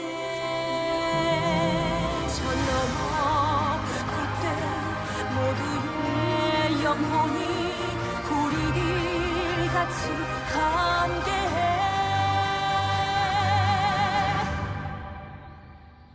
기억할게 큰 하늘의 별빛처럼 잊지 않게 나가 저 멀리 끝없이 펼쳐진 세상을 만들게 약속해 나 기억할게 잊지 않게 끝없이 펼쳐진 세상을 만들게 약속해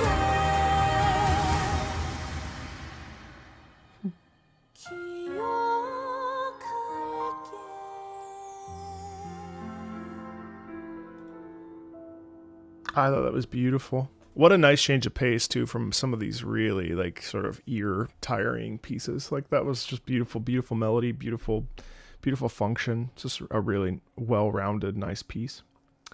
Library of the Meyer Memory. After receiving Bakal's legacy, it guides you to a metaphysical realm which manifests itself as the Library of Memories.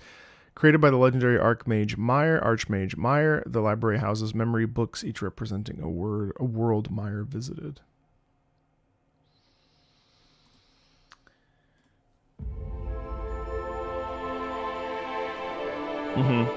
You feel that sense of space there.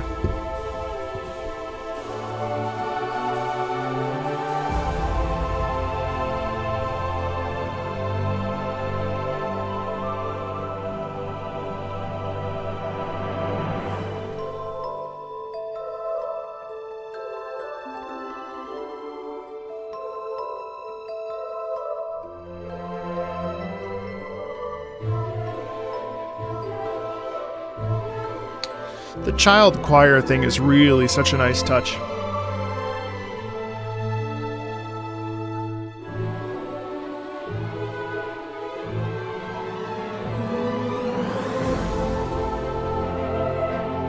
Wow, very pretty.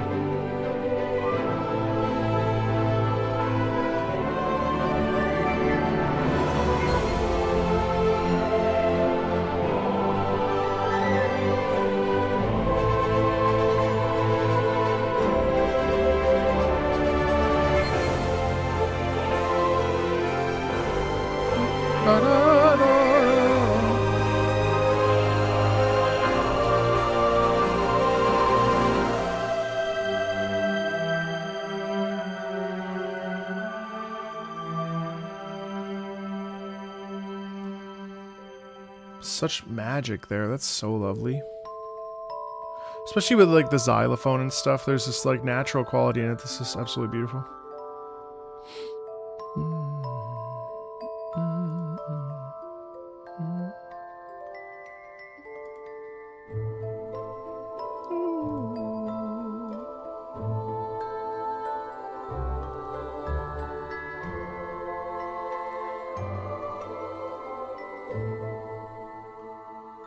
There's a lot of magic in that.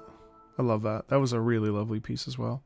Charon the Gatekeeper. Charon is introduced as a godlike entity in the netherworld within the Library of Memories.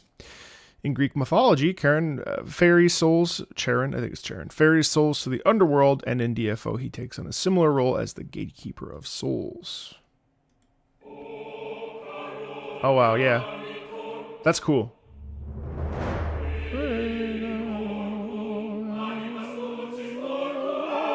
Oh wow. Okay, I love the percussion afterwards. Oh wow, listen to that piano.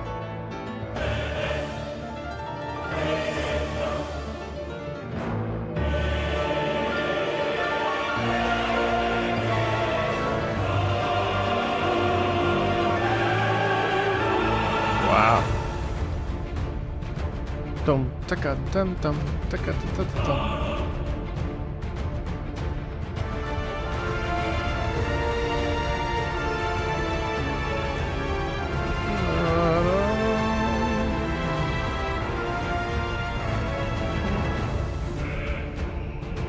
Wow. Oh, that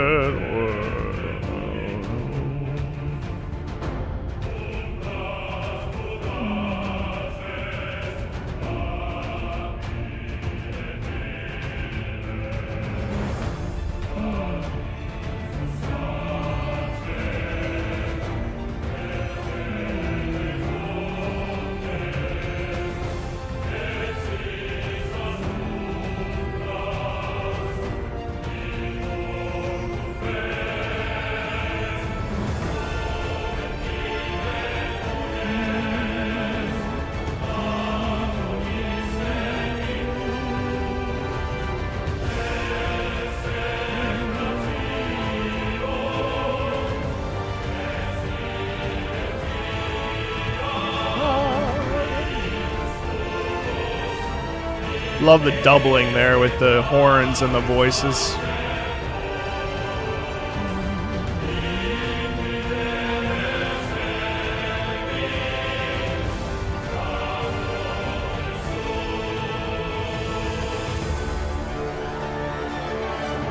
Wow.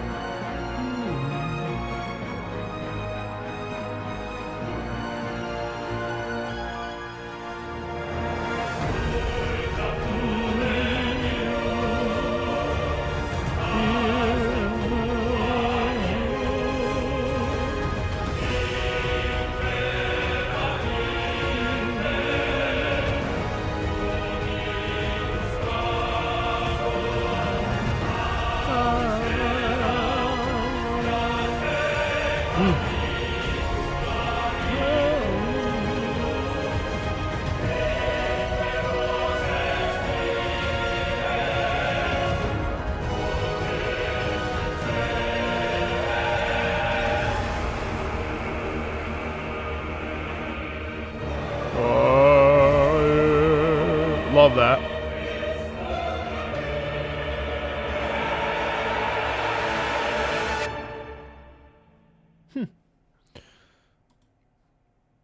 Is there a phase 2? Okay.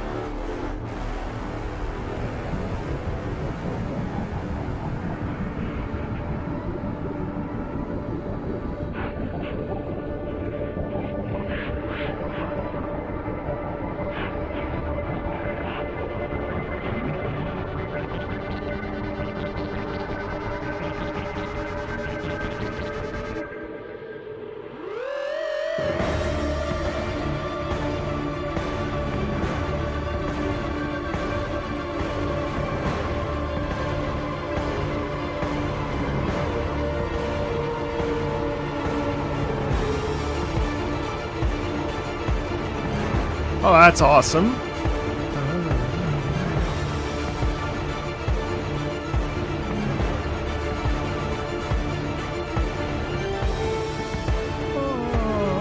Love the hits there.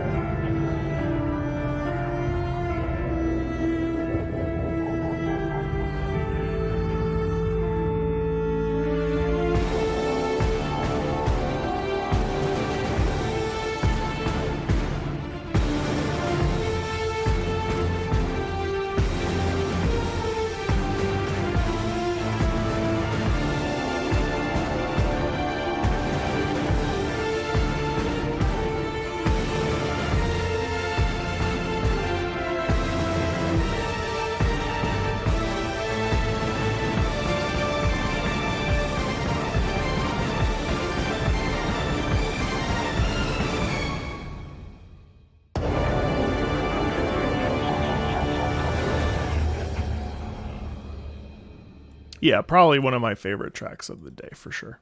For sure. A really good track.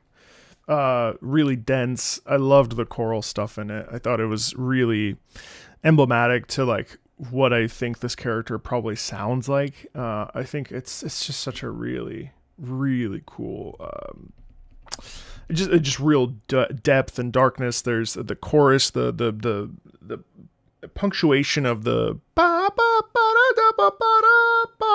I really enjoyed that immensely. He who hid the dew, the master of the library of memories, here a memory of his prime awaits those who will carry on the task of saving the world from destruction. But first, the final test must be administered to see if they are truly worthy.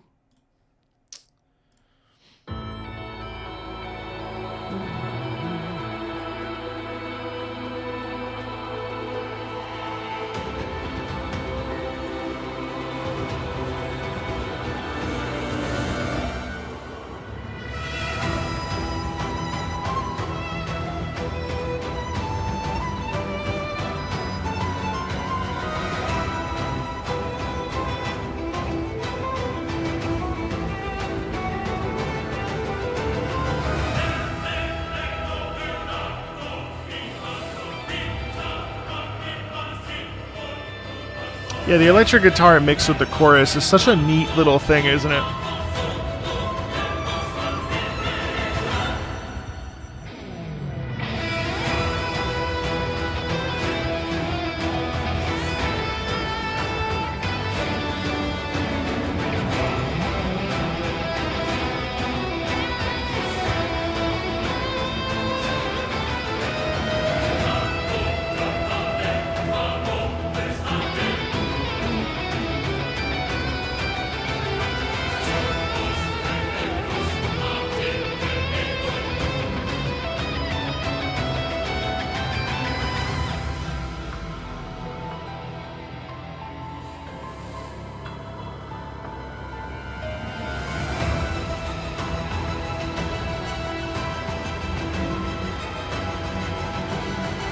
I love the tension there too.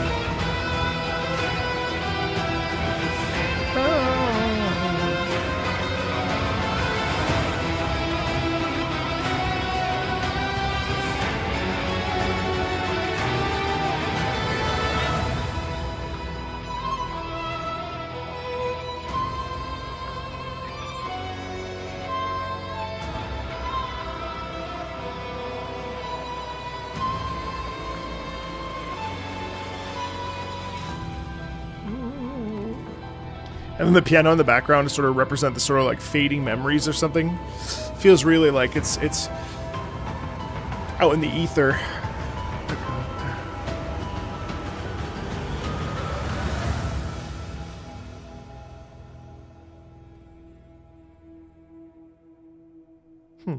I like that. Wait, Sion Symphony. Sion is a hidden realm in the world of Arad. It's a society that merged advanced magic and early technology. For centuries, Sion remained disconnected due to its isolation behind shifting mists and mystical barriers. Oh, this is another...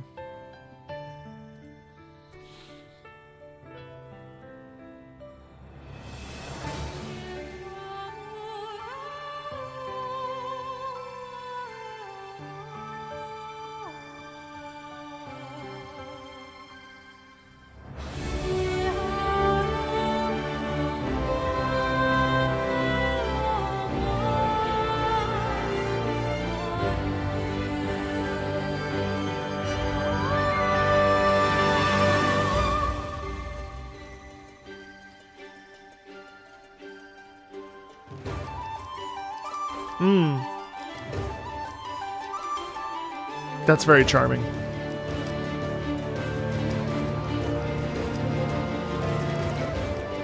There's that sense of mystery in this place, you know. It's a wonderment, excitement. I love the flutes especially guiding that.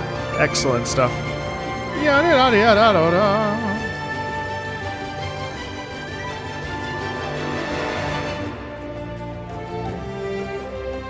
Oh, even an ocarina? Wow.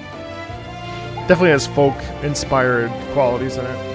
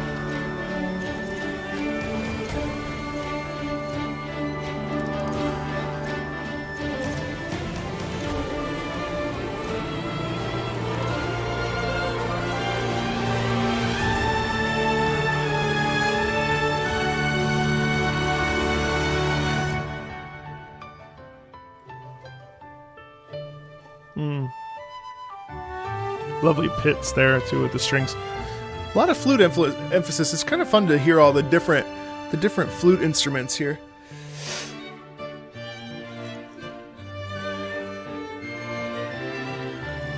A bit more energetic than like a Howard Shore.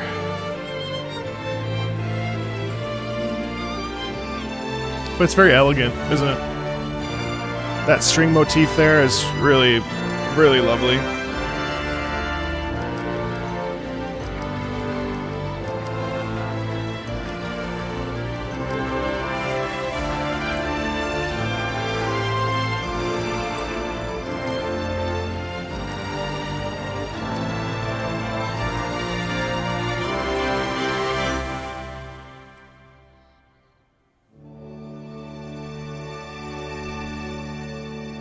And then, of course, you have the French horn sort of sustain. Yeah. Pretty.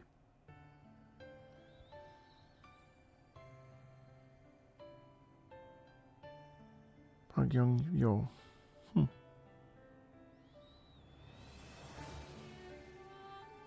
Pretty. Okay.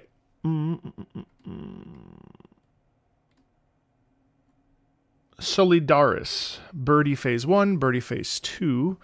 Captain of the Solidaris fleet and the Blue Hawk pirates, you must neutralize her in so that the first fleet stops their advance towards Seon. Birdie rides on her griffin companion and bombards the field before coming back for another round. And then we'll do White Cloud Valley right after. The entryway into Seon, patrolled by the White Cloud Watchmen and home to powerful sacred beasts.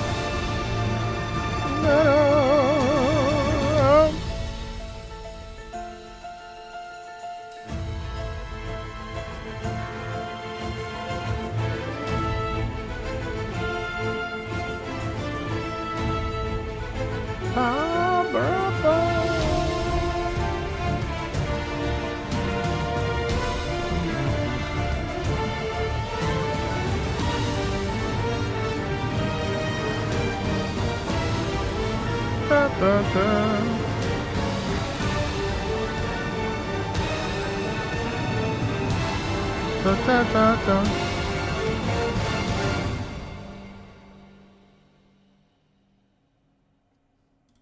Oh, okay. Here's phase 2. I do like their piano writing. Down.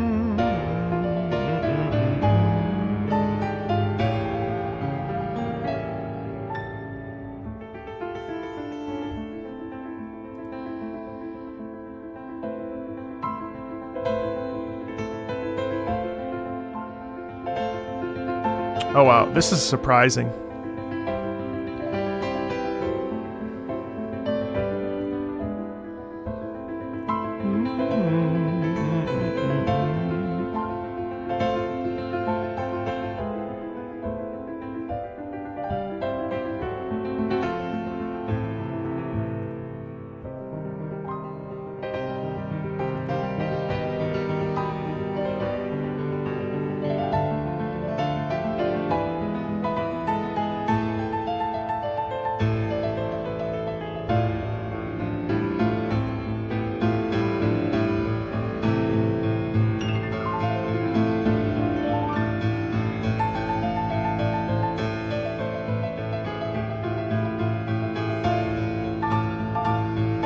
Wow, it's really nice.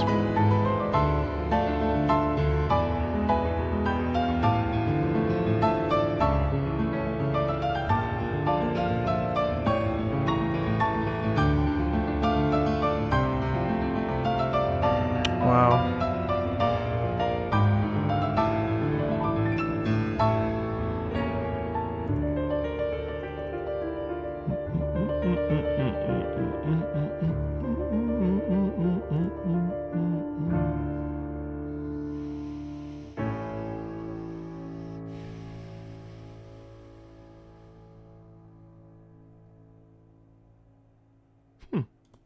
I thought that was really wonderful.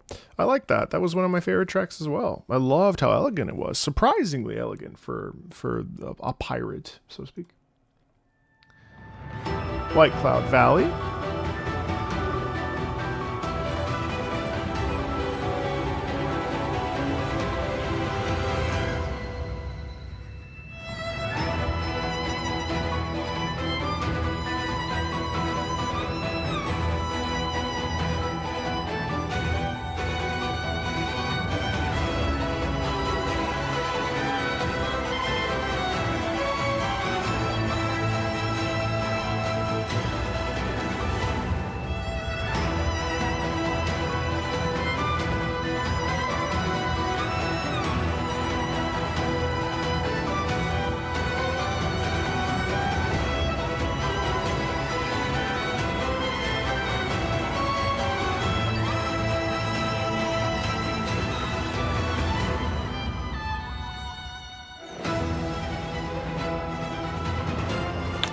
This is such a classical move. Bum, bada, bada, bada, bada, bum. It sounds like Rachmaninoff. Dum, da, da, da, da, da.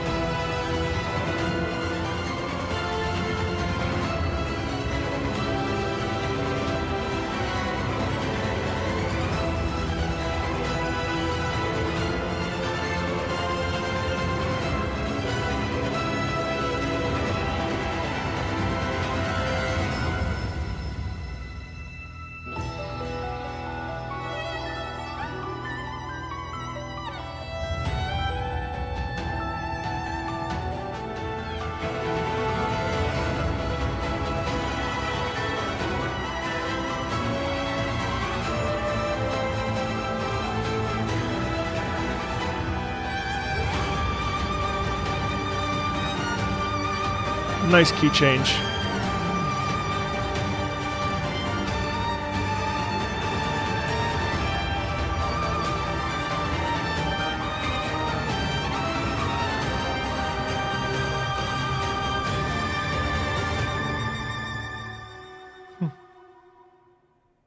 Oh, that would have been nice.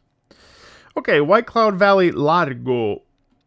A quickie member of the White Cloud Watchmen who help you reach the city of Seon after crashing near the seaside. Largo has his own motif in the next two songs. Largo the Betrayer, Largo of Tribulation.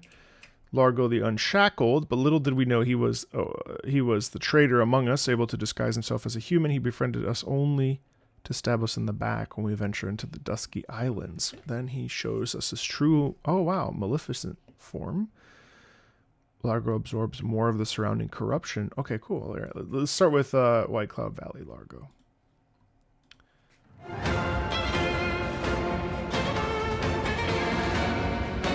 See, but hilariously, you can hear the betrayal right off the bat with the strings. Boom, buddy, boom, pumpy, pump, pump, buddy, that's all indicative of strength and fortitude, but there is this twinge of danger in it. Very debonair.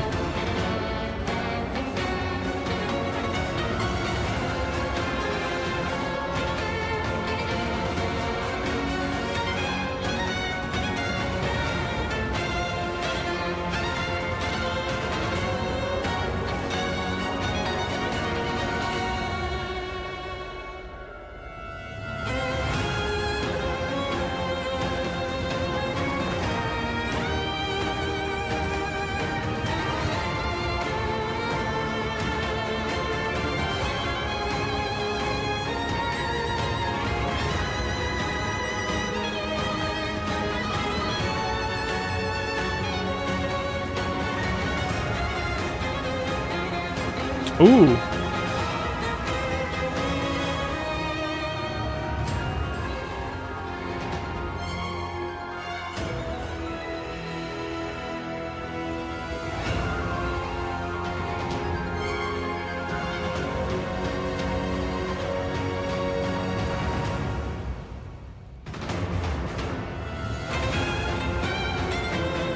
Yeah, there's a twinge in the violin there. I mean, this is not a very peaceful theme, which is kind of funny because I kind of expected it to be character theme like. But what I found here is what I'm finding is the sharp jaggedness in the strings is actually very, very uncomfortable.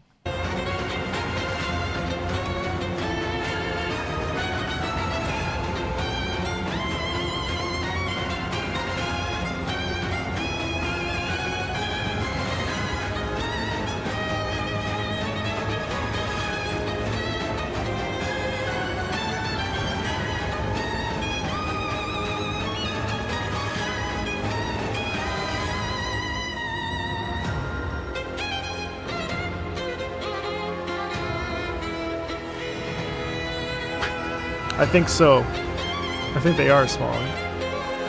Oh, you're fighting him in this track? Oh. Yeah, I mean, there's a okay, if we're fighting him in that track, that changes things. But I definitely think that there's this danger in that string. That string is really effective at kind of giving us this feeling of real tension there. All right, and then the next track. Oh, that's cool. So then when we see, like, okay, because he's what he looks like, obviously, right? So when we see him in this deformed imagery, that's why we get this aesthetic that's very uncomfortable and unnerving.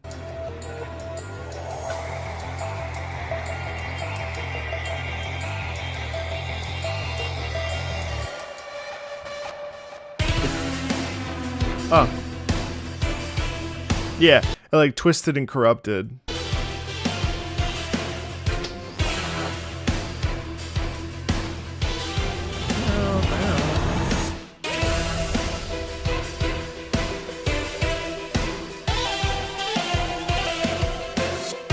Yeah, it's also interesting that we shift the instrumentation, so it has similar styles to the previous one that we listened to, but then in this one, it has that sort of altered imagery and almost like the mask comes off, and then we see like the true colors and the shapes and the I don't know, the movement changes, you know.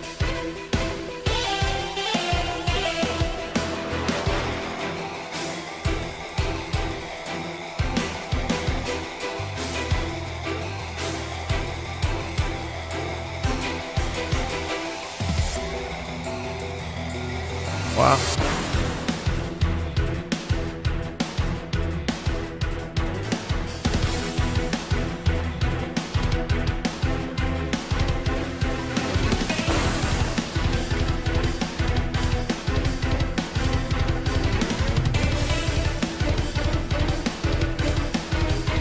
Hi, Steven.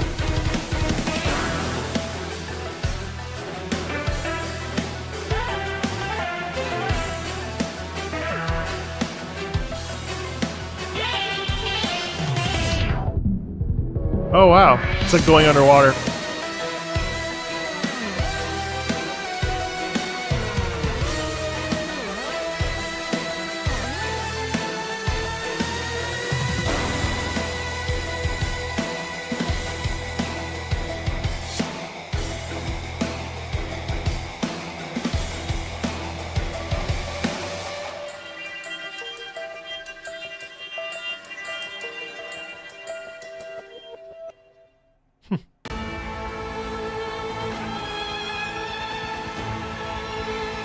He absorbs the corruption to gain more power and looks more beast-like.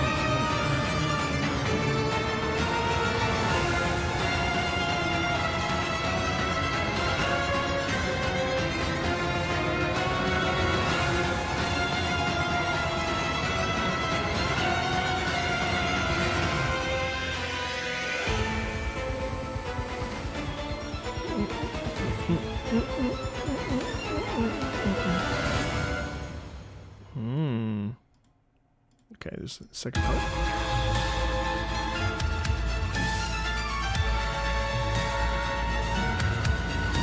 Super twisted. Ah, cool.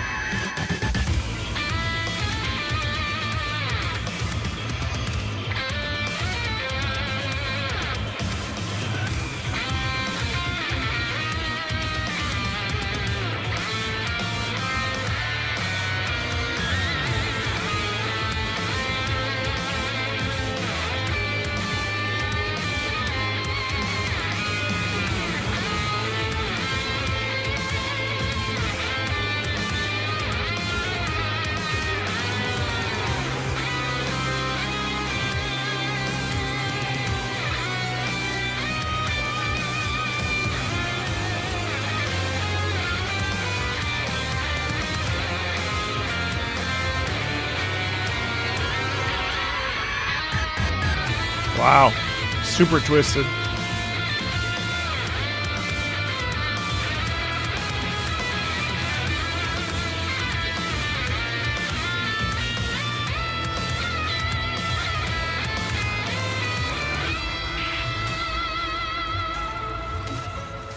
I like how he amasses more energy. The music also gets bigger, you know?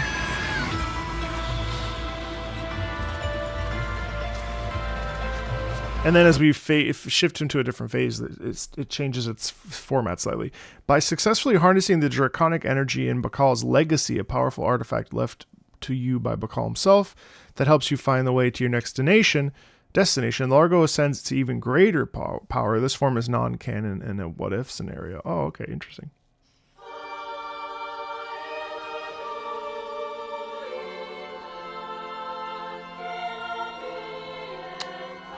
Interesting religious undertones there.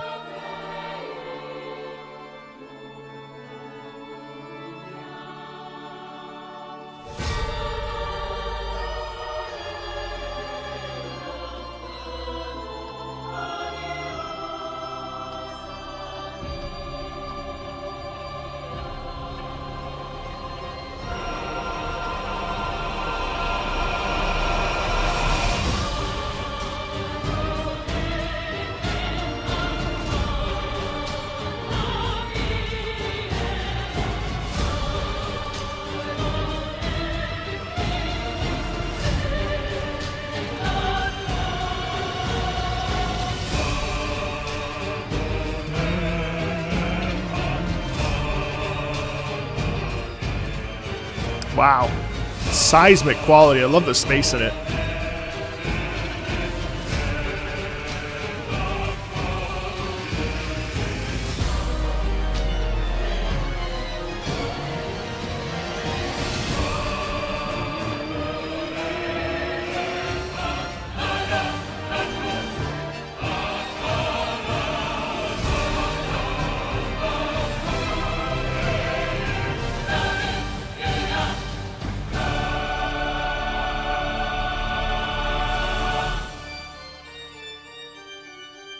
The organ's fun. Listen to that. Real Antichrist energy, of course.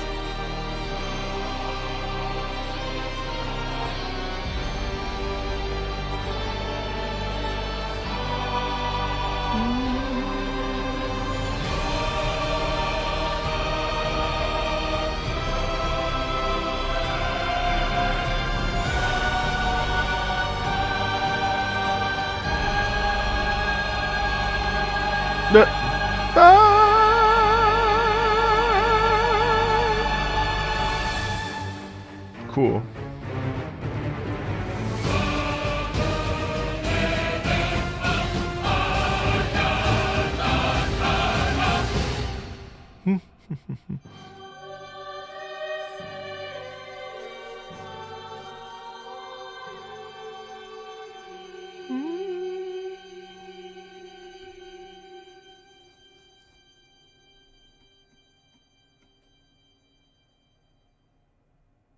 Really cool.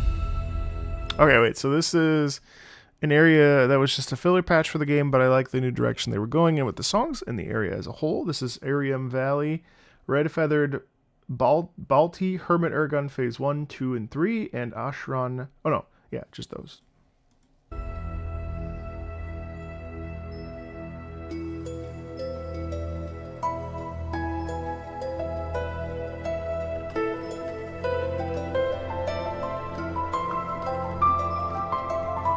The piano stuff is really good.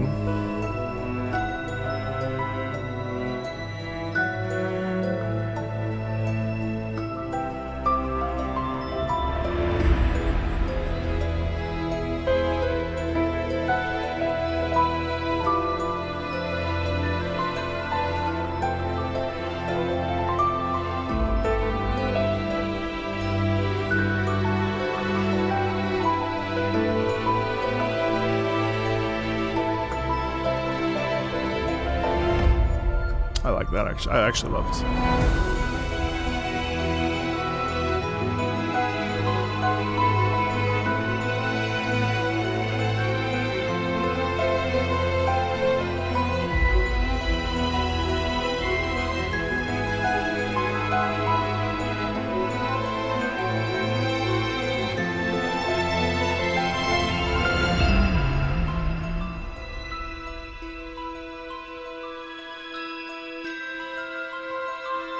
I actually love the space in this.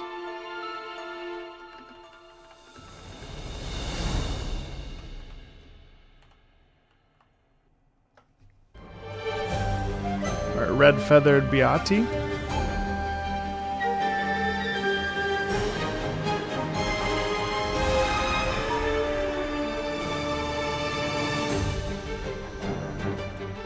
Dum dum dum dum dum dum dum dum dum dum.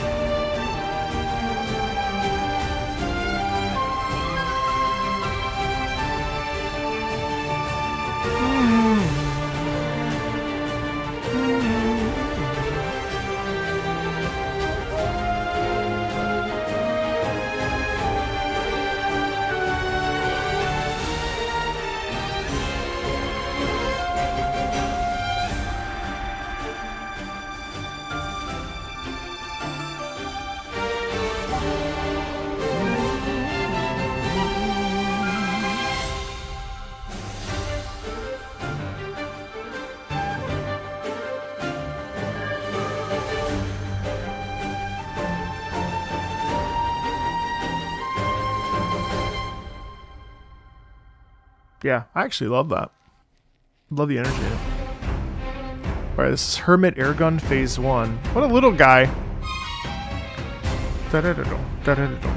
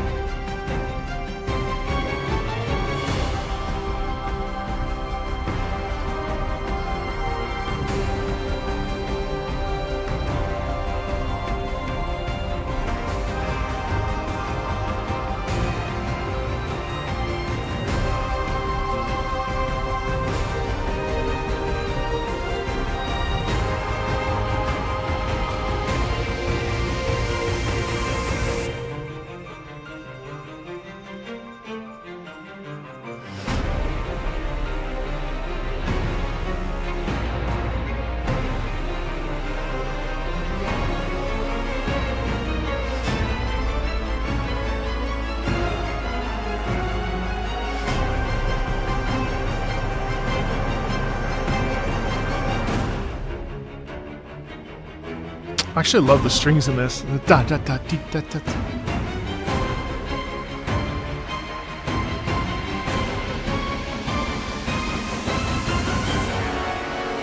Ooh. Phase 2? Oh.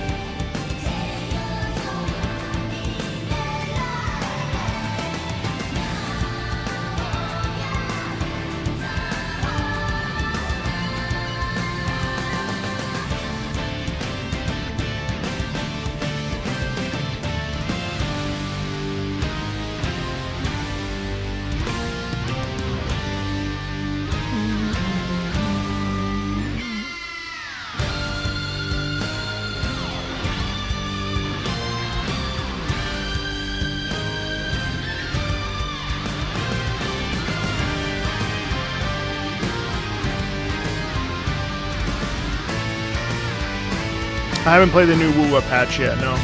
Hey, Kirby. I like the sound. I always like the sound.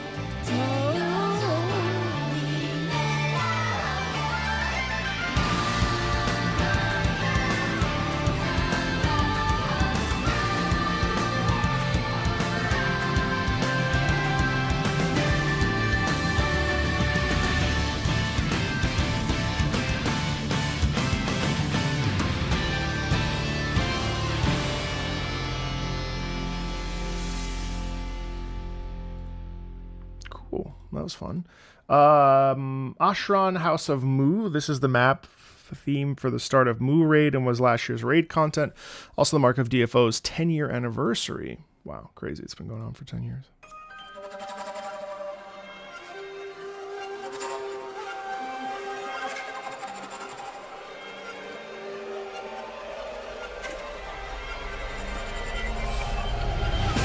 Oh, I'm sorry. This is phase 3, my bad.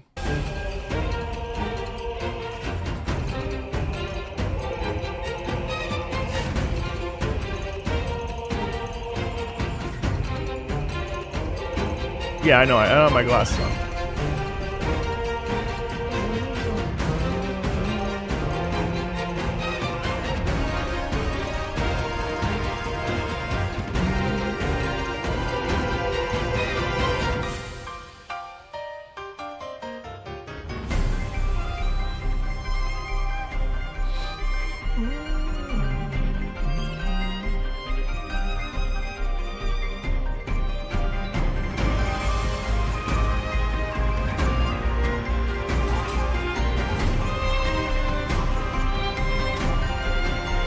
It's very elegant.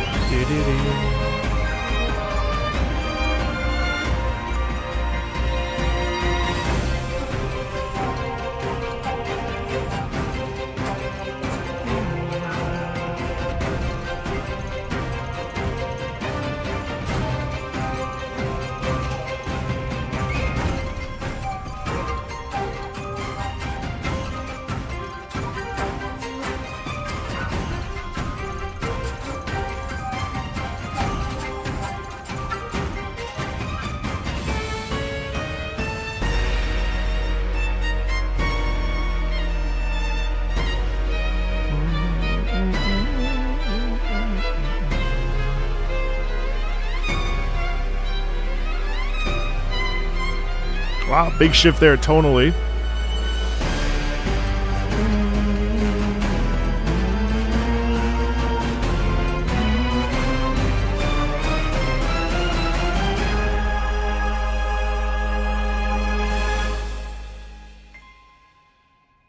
An interesting phase out. Okay. Ah, this is Ashran. Yeah, I see that. House of Mu, yeah. The map theme, huh?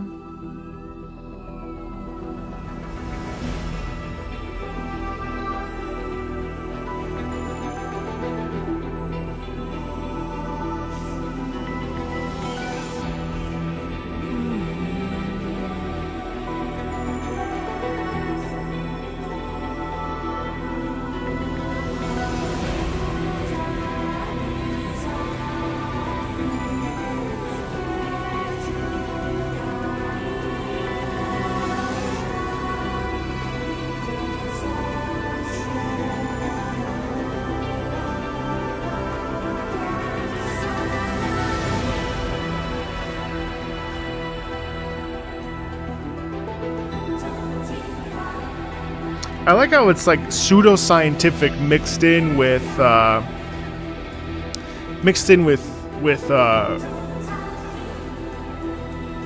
mysticism and science.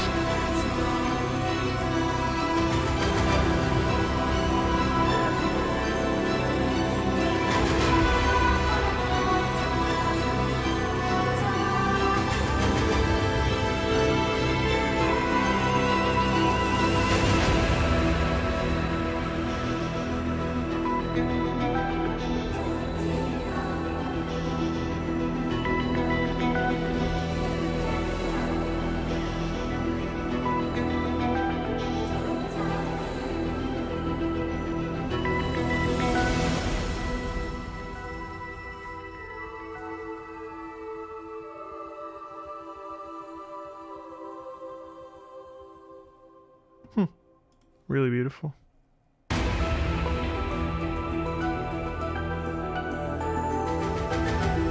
Unharmonious Lopez trying to stop you from going further into stabilizing Mu's memories? Okay.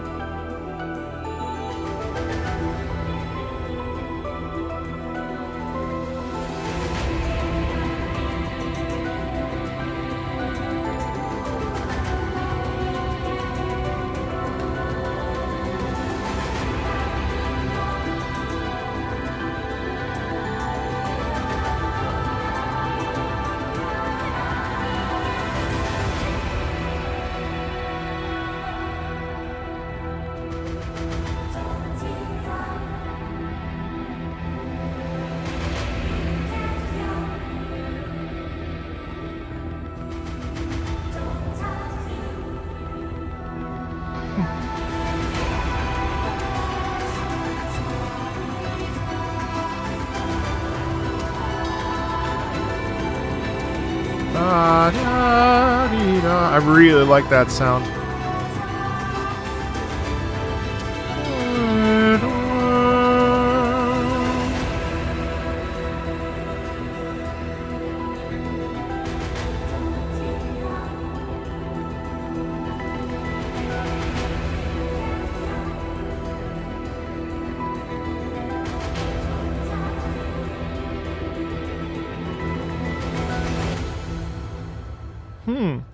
That's so pretty.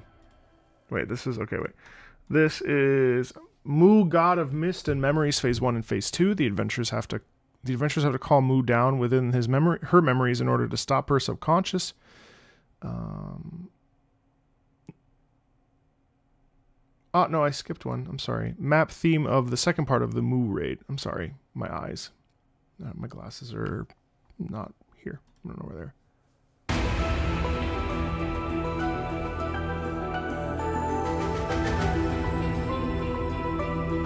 You couldn't see my... You couldn't? They're all there. Kirby. 5, 10, 15... 5, 10, 20... 50, 100... 3...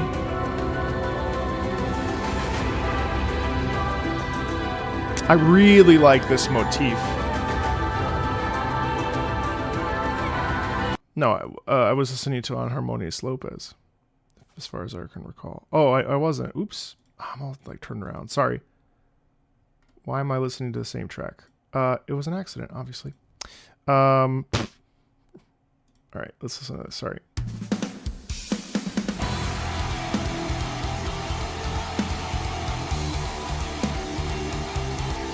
Ah, okay. So this is Unharmonious. Just so you understand what I mean, this is, it's not like it's hard to read per se. I guess I should make it bigger so that I don't make silly mistakes. It's not a huge deal. Oh my God, calm down.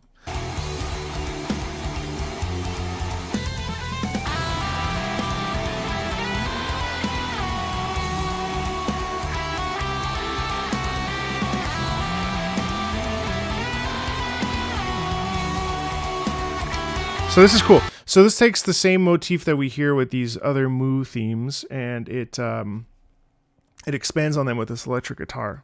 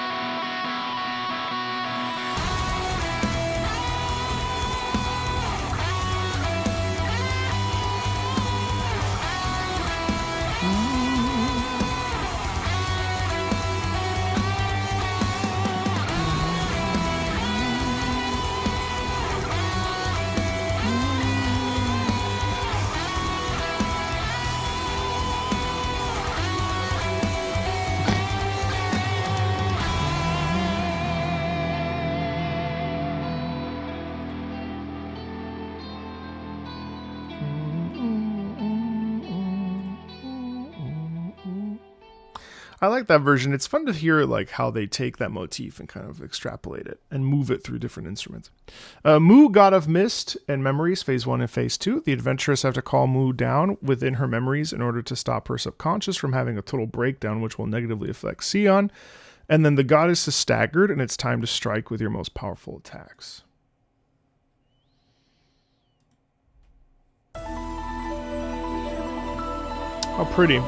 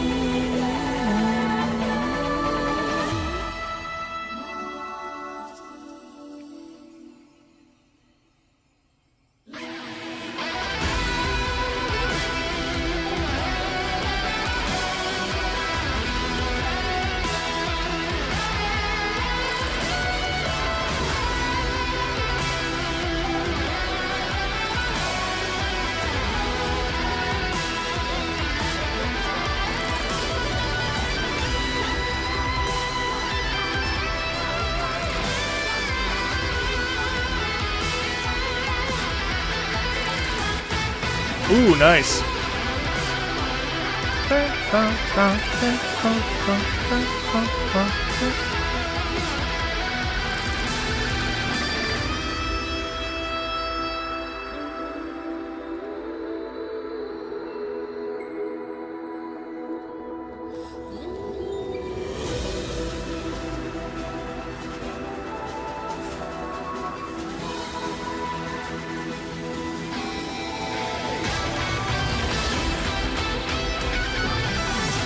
I really like that electric guitar.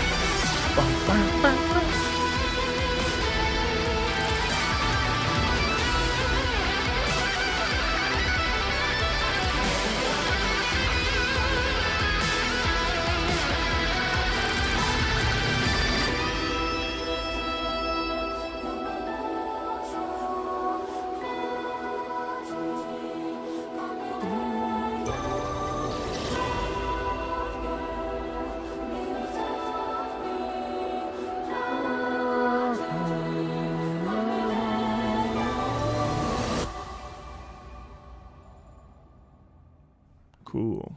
Phase 2, I'm really excited about. I really like the vocals.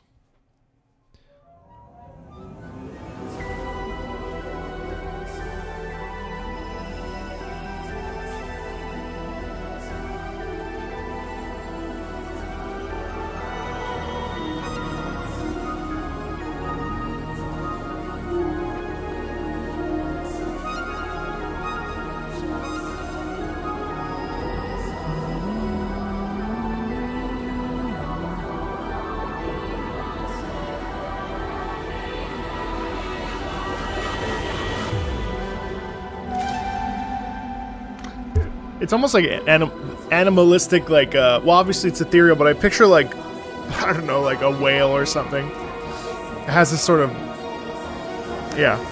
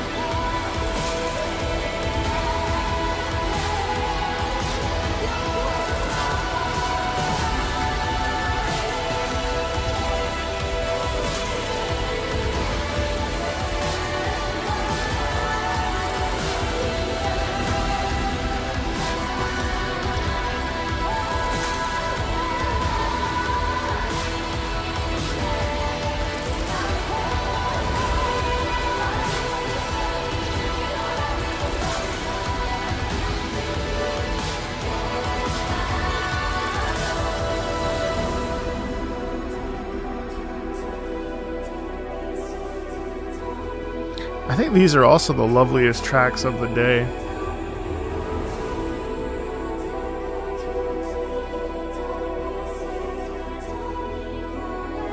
That's very pretty.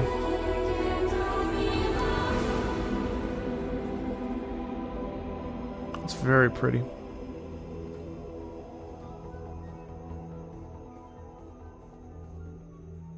Yeah, that's like beautiful stuff.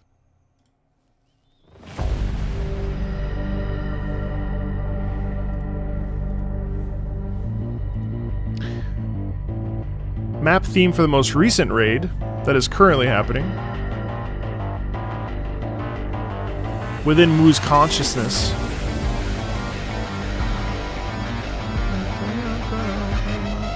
No, I have no idea what language this is.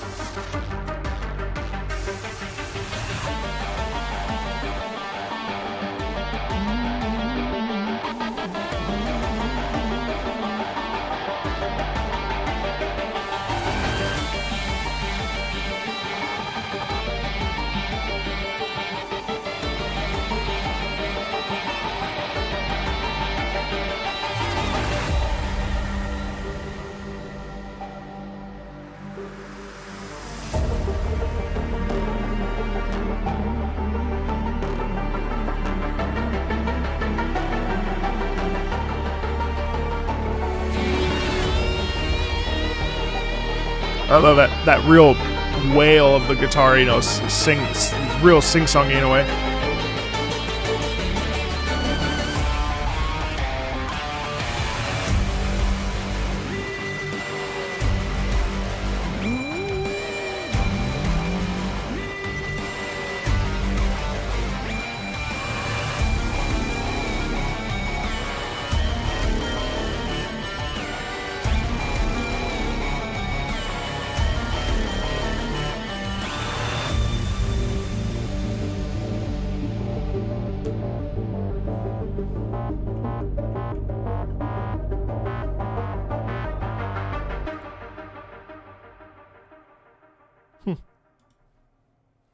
Okay, next. Same style, but this is the battle theme. Forgotten past of Terra, including the origins of the artificial gods, and the Tiana Science Institute's secretive projects.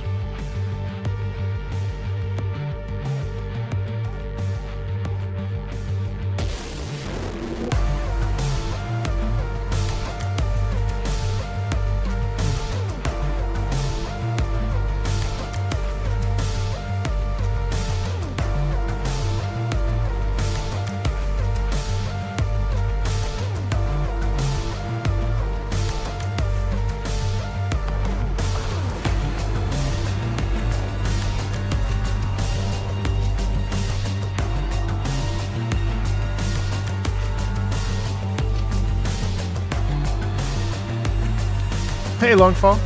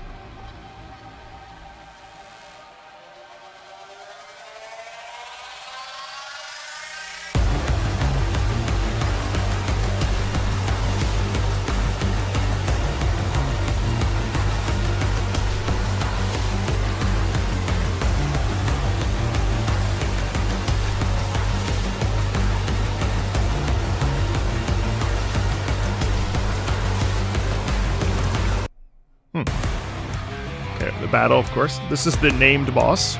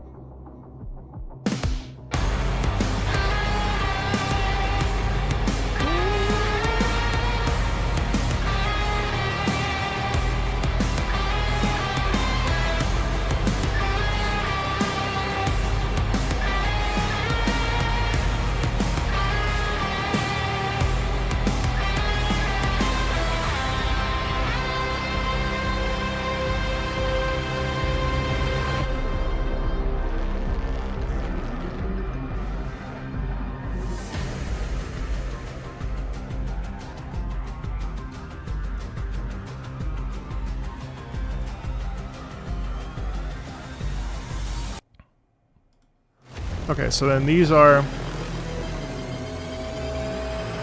Oh, what's happening?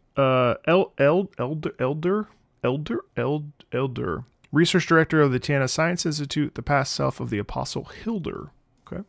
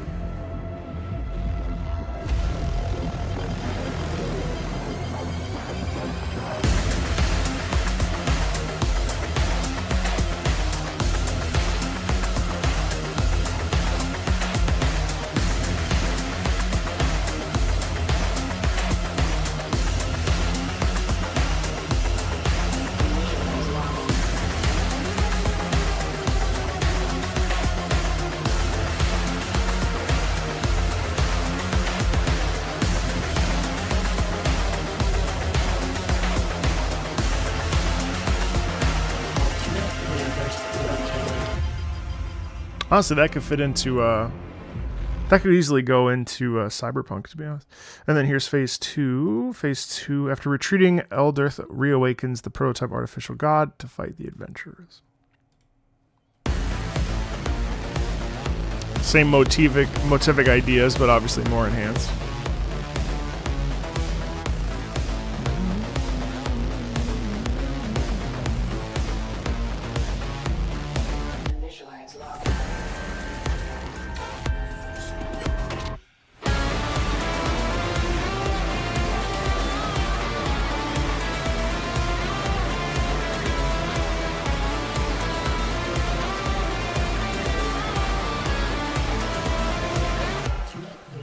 Located.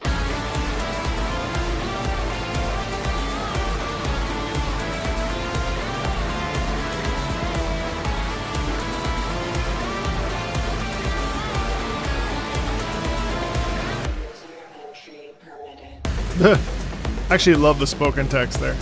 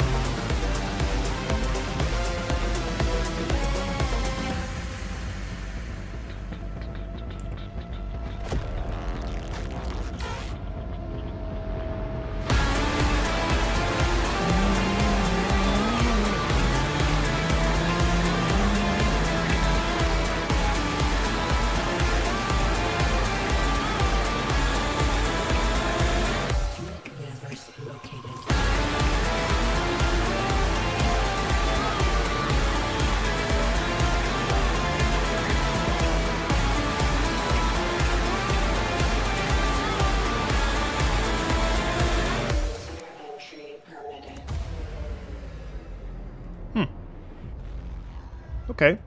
And then last up, we've got Nabel. Nabel phase 1 and phase 2. Nabel was engineered to be the third artificial god, distinguished by her ability to forget, making her the only controllable artificial god. This trait of ignorance allowed researchers to subject her to inhumane experiments without repercussions, pushing the limits of her physical and combat capabilities. Sounds fun.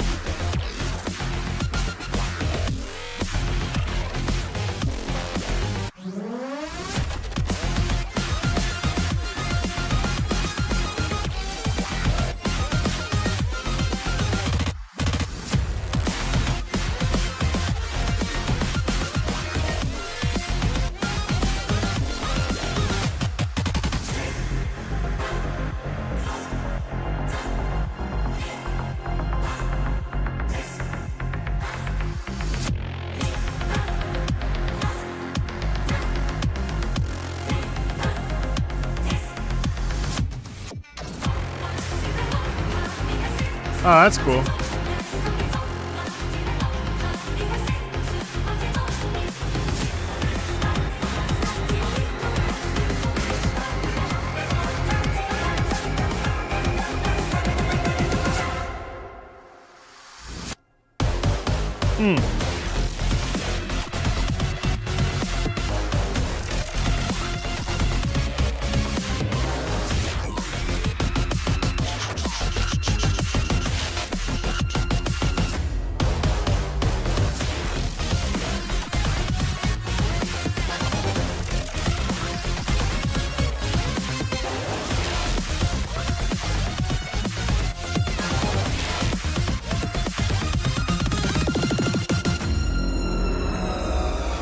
I love the crunch in this. Really effective, I think, at showcasing the danger.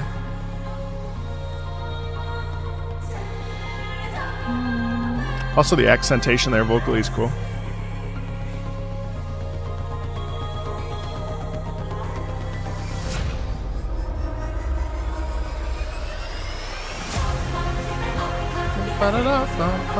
Oh yeah, definitely Game of Thrones.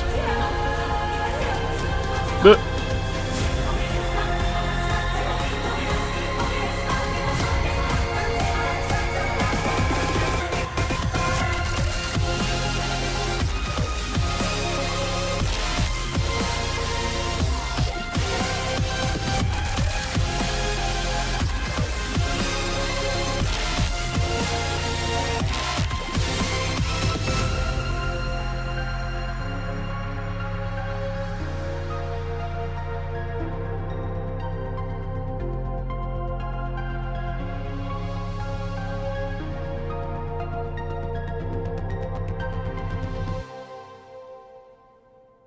okay, and then phase 2. Same idea, but elevated naturally.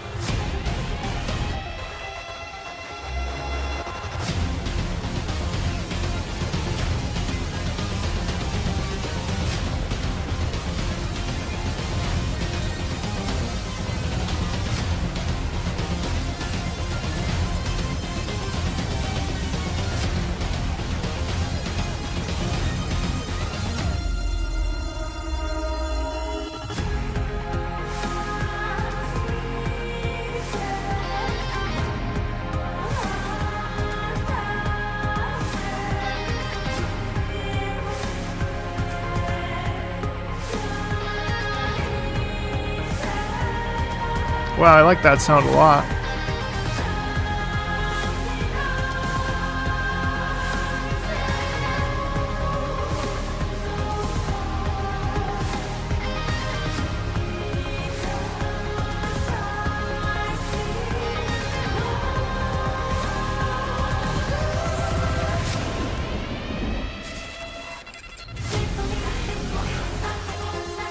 Why?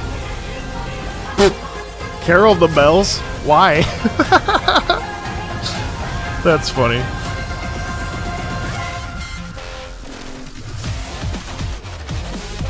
That was an interesting choice.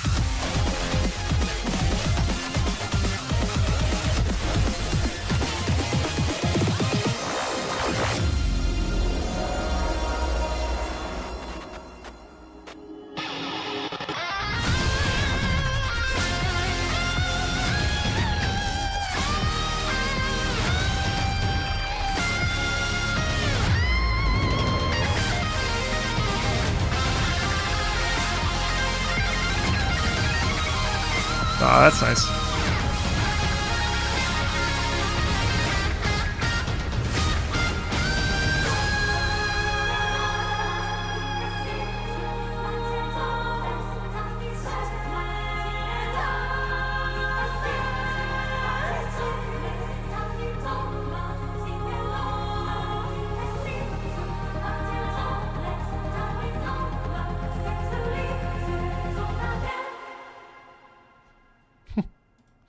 Well, it's been immensely interesting to explore, a soundscape with DNF that I really have never even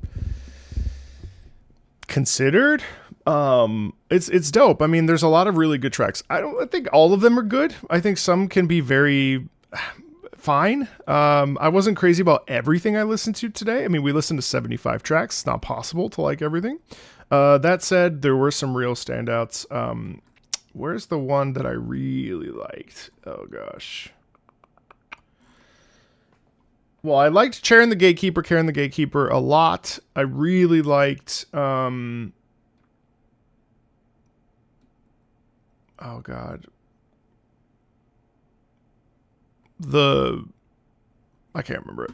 The dance one with the like nightmare looking lady. I don't know. But yeah, I don't know. Overall, I would say it was really interesting to listen to this stuff. I mean, it's dense, and I think it'd be better in the future to listen to them like one at a time instead of 75 in a row. That's on me. So I'm going to change the way that I do these OST listens just because it's too much. And my brain can't. After a while, it all just sort of gets amorphous.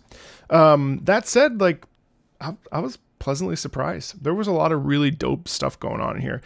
Karen the Gatekeeper really stands out to me. God, I wish I could remember which. I think it was. No, it wasn't Prolysis. Oh, I can't remember.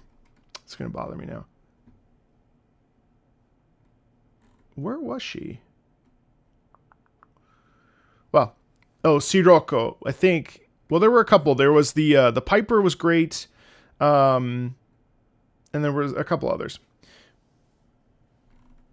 Hall of Consciousness, was it that one?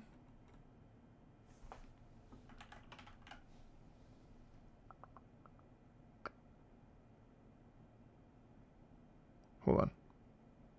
I like Sirocco Phase 2. What was the one that was like a dance? Oh yeah, it was this one, Flawless Death, Visima. I really liked both of those too. Yeah, thank you, Visima. I really liked Visima. I think Visima may have been my favorite of the day. Yeah, so overall though, it was really fun to listen to this stuff. Yes, from now on I'm going to do 30 tracks only.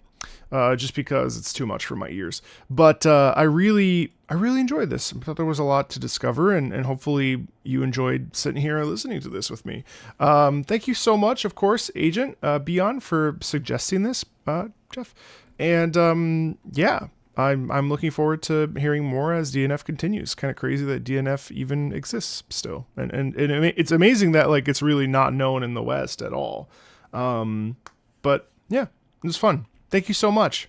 And thank you everybody for watching, and I'll see you soon, okay? I'll be playing Hollow Knight in a couple hours. Hope to see you there. Bye, guys. Take care of yourselves. Thank you so much again, Jeff. See you. Bye.